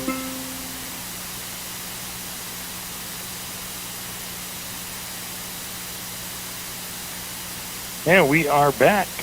6:12 to go in the contest. 30-6. The Lumberjacks trailed the Bears of Moscow.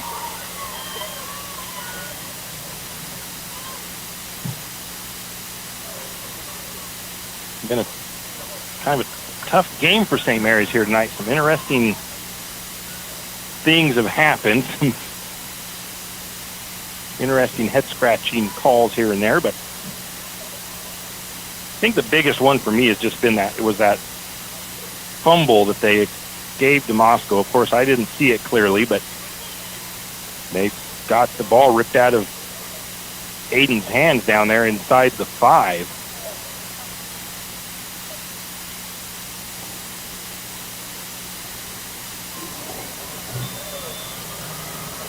Bears to kick off. Kick is deep. Fielded by Barta at the 10. Reverse to Gustav. Gustav takes it the other way. He's got some room. Can he get it right? He does. Oh, he's off to the races. Across the Bears side of the field. Down to the 20. The 10. 5. Touchdown. St. Mary's. The Lumberjacks run the reverse on the kickoff, and Gustav breaks it for a big one.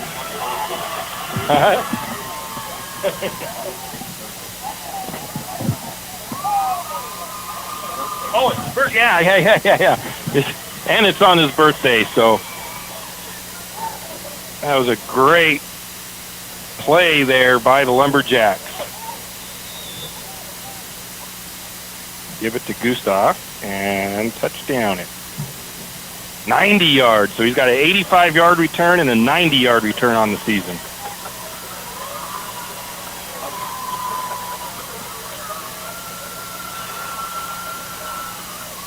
Lumberjacks go for 2. Caught in the end zone by Brock Barta.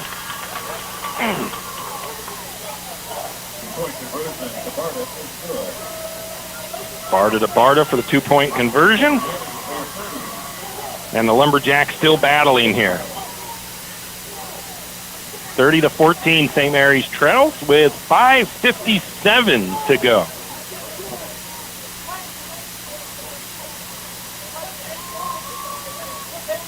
That'll get the sideline pumped up for St. Mary's.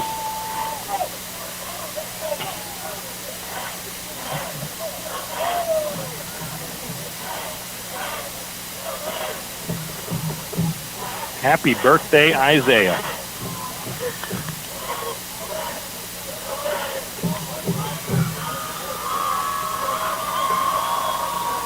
Lumberjacks will line up the kickoff.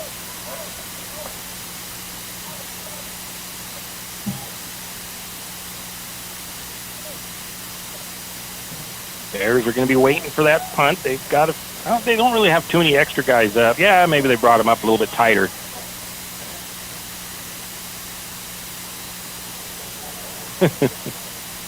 Bears had to run one off. Amato lines up the Jacks. Going to get the kick. It's a good one, but it'll be fielded at the 49. Bears fall on it. 49 of Moscow.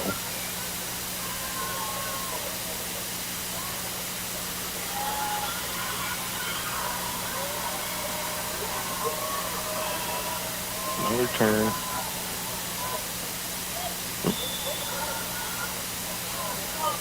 So the Bears first and 10 at their own 49 with 5:57 to go.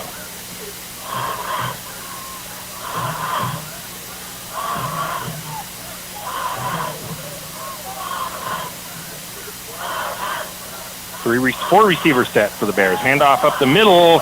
Oh, he's able to squeak out of a tackle. He's off to the races. Lowering his shoulder to bring him down is DeLong, and that's the number 3 of Kendall. Nice, powerful running by the running back for the Bears. And all DeLong could do is try to go down and take him out at the hips to bring him to the ground. That'll be down inside the Lumberjack 30. 27-yard line. Didn't see the number on one of the Lumberjacks that got a hold of him right at the line of scrimmage, but Kendall was able to squeak out of his grasp. 3 receivers to the top, 1 to the bottom for the Bears. Oh, one of them flinched for the Bears on that left side of the line. First time I've ever actually caught that happening. False start on Moscow. They'll move it back 5.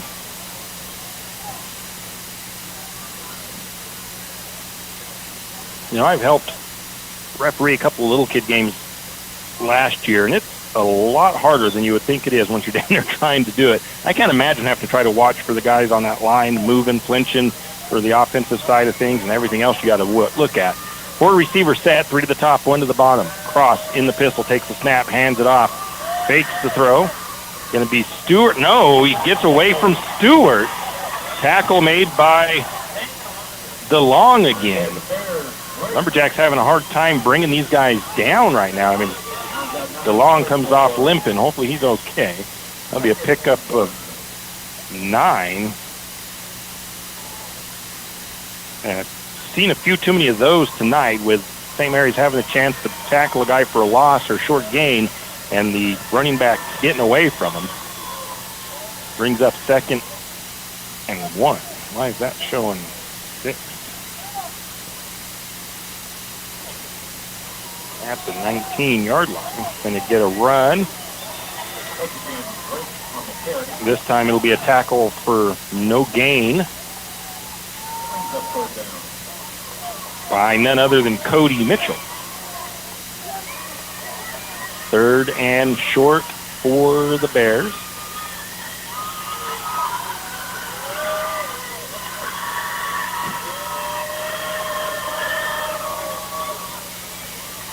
Moscow comes out with a 2 receiver look. It's short. They're going to be a quarterback keep up the middle right here. And he might not have gotten there. It's hard to tell.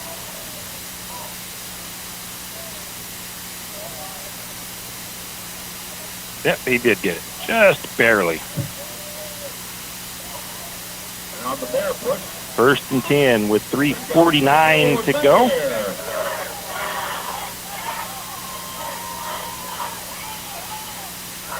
DeLong heads back out on the field, so he might have been a cramp or just a little tweak.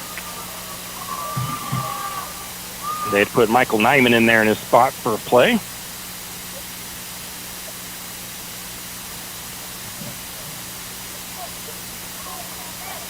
Three receivers to the top, 1 to the bottom, and a timeout taken by Moscow as they're running out of time to get the play off.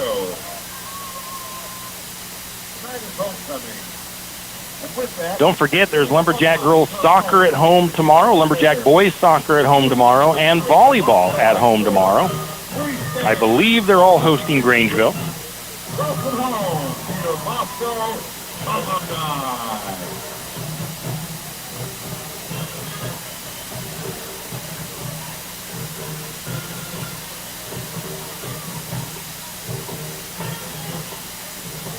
Quick timeout. You're listening to the home of Lumberjack Sports, 1240 KOFE St. Mary's. Lumberjacks headed back out on the field after the timeout. 1st and 10 for the Bears, up to the Lumberjacks 16-yard line, according to the scoreboard. 3 receivers to the top, 1 to the bottom for Moscow. They switched out their quarterback, it looks like. No, that's Cross. Never mind. The snap. Cross looking to throw into the flat. Nope, he's going to go kind of deep instead. George goes up to bat that ball down. Good job by George in pass coverage. I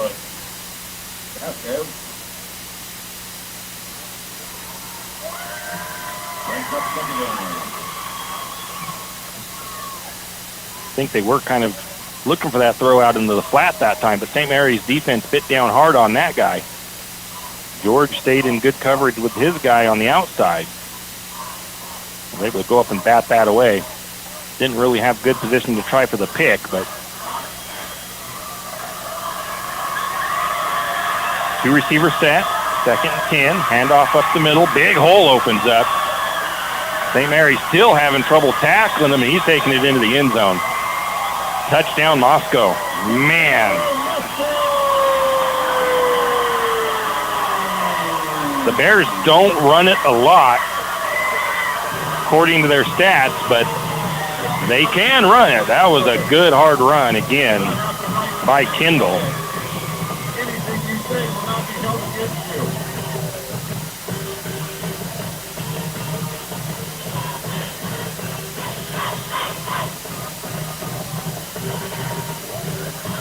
36-14. The kick is up.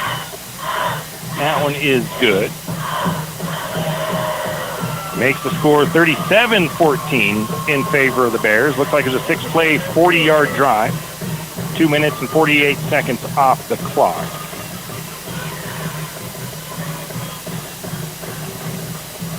I don't think St. Mary's ran that other one back for a touchdown, so the offense hasn't touched the ball in a minute.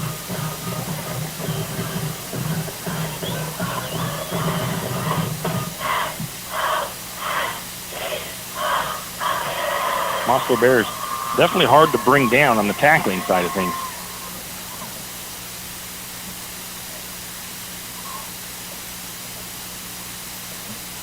.309 to go.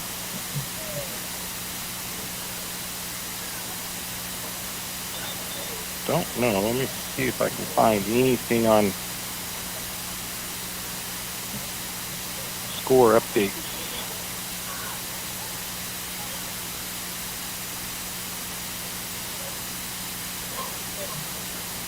So New Plymouth beat Orofino 55-19, and that looks to be the only score on the board in Central Idaho League action.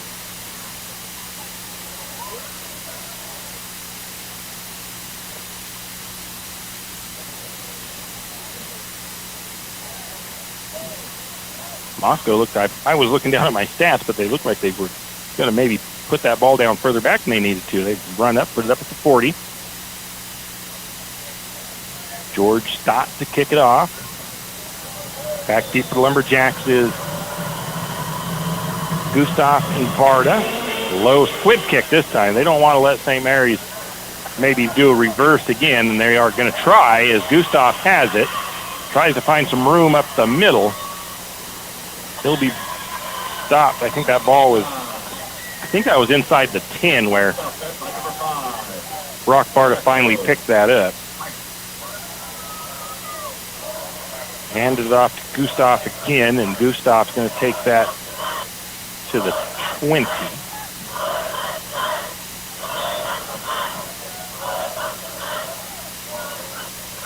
So with 3 minutes to go, St. Mary's offense goes to work trailing 37-14. 4 receivers set for the Lumberjacks. 2 to the near side, 2 to the top of the formation. The snap to Barta. Rolls to his right, looking to throw. He's going to go deep with that one. And that was a lane that might have gotten tipped by the defender that was in his face. It'll be intercepted at about inside the 40.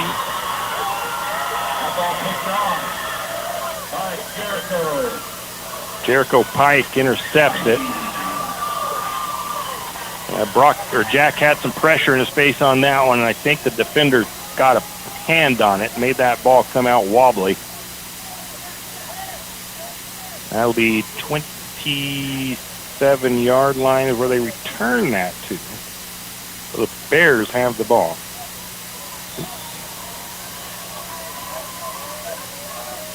Worry about that. 2:47 to go. Didn't you made the tackle for St. Mary's there either.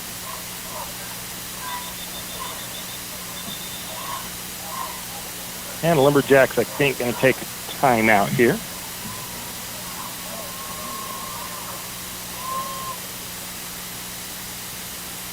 College action tomorrow. I don't have that information right in front of you. Idaho, the Vandals. Let's see if I can pull up my pregame stuff.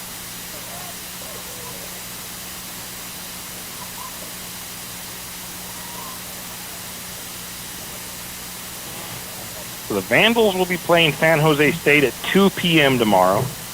Boise State will be at Air Force tomorrow. Seattle on Sunday, the Seahawks will be hosting the Saints at 1 p.m.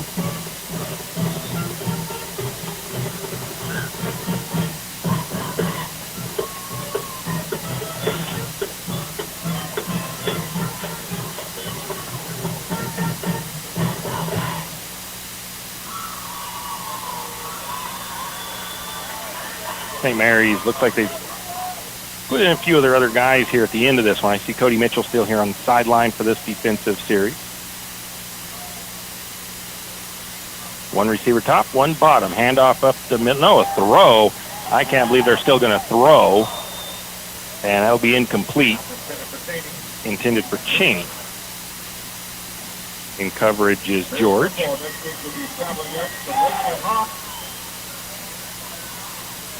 Friday, 7 p.m. Find yourself in Restaurant. Go cheer on your Moscow Bears.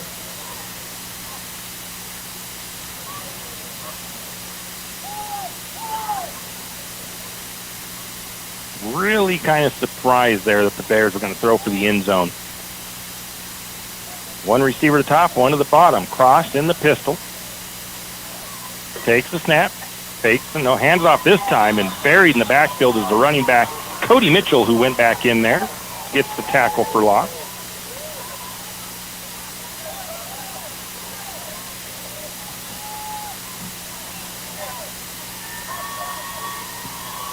Brings up 3rd and 13 for the Bears.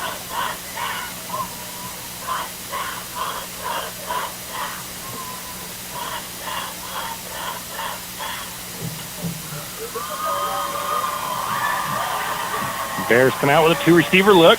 Cross in the pistol. Takes the snap. Hands it off. Oh, the running back finds the lane. My goodness, he'll kid it all the way down to the 10. Have to make the stop is DeLong.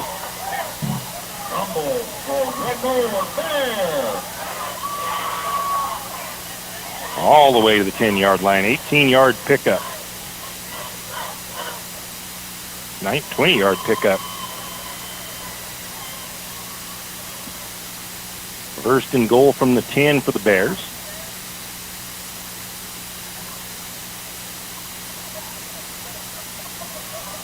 Four receiver set.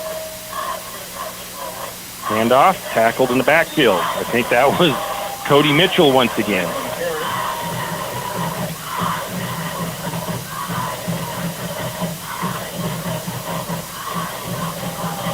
And Mitchell has been all over the place tonight.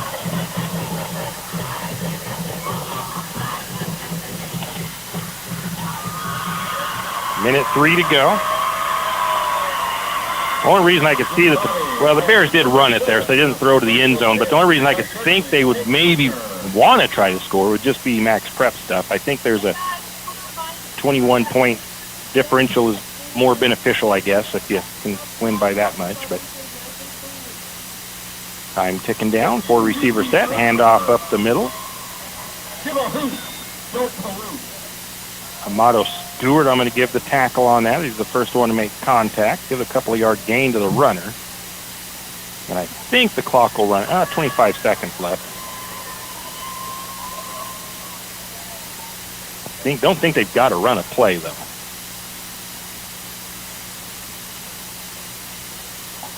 As the time's going to tick down here.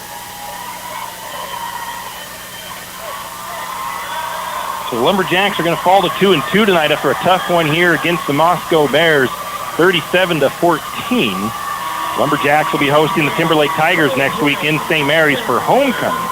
We're going to take a quick break. We'll come back and look at some stats and give you our Taco About It player of the game. Kenny and the crew at 10th Street Superstop invite you into the biggest convenience store in town. 10th Street Superstop is your one-stop shop for gas, propane, snacks, and ice-cold drinks. Stop in for breakfast or lunch, breakfast burritos and pizza to paninis and fajita burritos. 10th Street Superstop has something for everyone. Whether you're headed to a Lumberjack game or out into the woods, 10th Street Superstop is the place to stop for anything you may need. 10th Street Superstop on North 10th Street in St. Mary's. When you think of PotlatchDeltic, you might think logs or lumber. When I think about PotlatchDeltic, I think of family, community, compassion. You see, PotlatchDeltic is more than some company in St. Mary's. PotlatchDeltic is a community supporter in more ways than one. Whether it's donating to a fundraiser or nonprofit group, or giving a high schooler a summer job that could very well turn into a career, PotlatchDeltic is there for our community. We, for one, want to thank PotlatchDeltic for what they do and hope that you will also. Potlatch Celtic, proud supporters of, well, St. Mary's. And we are back. Lumberjacks take a tough one here tonight to the Bears, 37-14. And kind of a odd game in some cases and a good game in other places. And, you know, Lumberjacks never backed down. They battled hard the whole way through, just like we expect them to always do. And they always do give their best. Just a tough one for St. Mary's here tonight. Team statistics, these are kind of unofficial, kind of, sort of, as this is a new program, so there's still a few bugs here and there. But St. Mary's has 12 first downs in the game, the Bears 20. St. Mary's 4 of 12 on third downs, the Bears 8 of 14. Fourth down conversions, St. Mary's 1 for 4, the Bears 1 for 1. St. Mary's only 204 yards tonight. 425 yards for Moscow. The Bears passed for 208 yards. St. Mary's had 169 yards through the air. Now, if the completions are right, then aside from the interception, Jack Barta completed 23 out of 28 passes. I mean, that's a positive stat to take away from the night, even though still tough on the loss. 19 of 29 for the Bears passing. St. Mary's averaged about 6 yards a pass. The Bears 7. St. Mary's had 1 interception. For some reason, this says that the Bears had 3 interceptions. They did not throw any interceptions. So that's, again, where this program is still getting some bugs worked out of it. Rushing yards, the Bears ended up with 217. St. Mary's with just 35 total yards rushing. Penalties, St. Mary's had 5 or 6 penalties. The Bears had 10 penalties for 72 yards. St. Mary's had 2 fumbles lost. The Bears lost 1. Individual stats for the Jacks. Jack Barta, 23 of 28 passing, 169 yards, 1 touchdown, 1 interception. Aiden Yearout, 14 carries for 51 yards. I think he was robbed of 2 touchdowns, really. I mean, that one I thought he got in down here on the far side, and then that supposed fumble on the other end really was a tough one as well for St. Mary's. Isaiah Gustav had 5 catches for 62 yards. Brock Barta, 8 catches for 36. Jackson Harold, 5 catches for 32.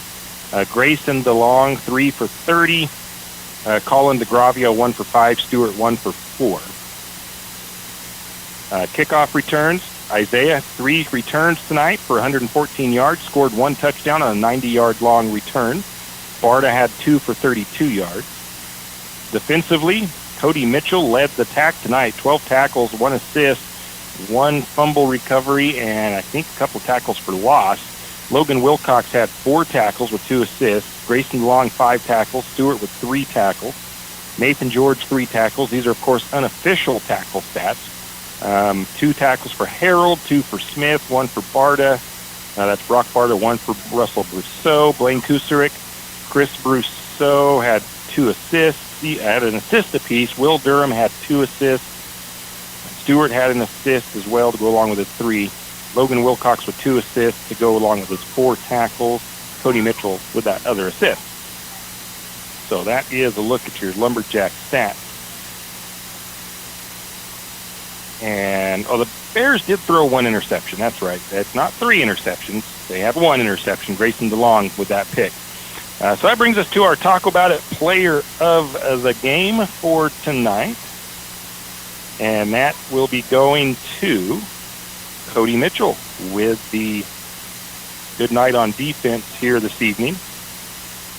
And that's going to wrap it up for us. Remember, lots of Lumberjack sports action in St. Mary's tomorrow. Everybody's playing at home. Grangeville coming to town for some soccer, boys and girls, and for volleyball. So go cheer on your Lumberjacks. But that's going to do it for us here from Moscow High School. 37-14 St. Mary's falls.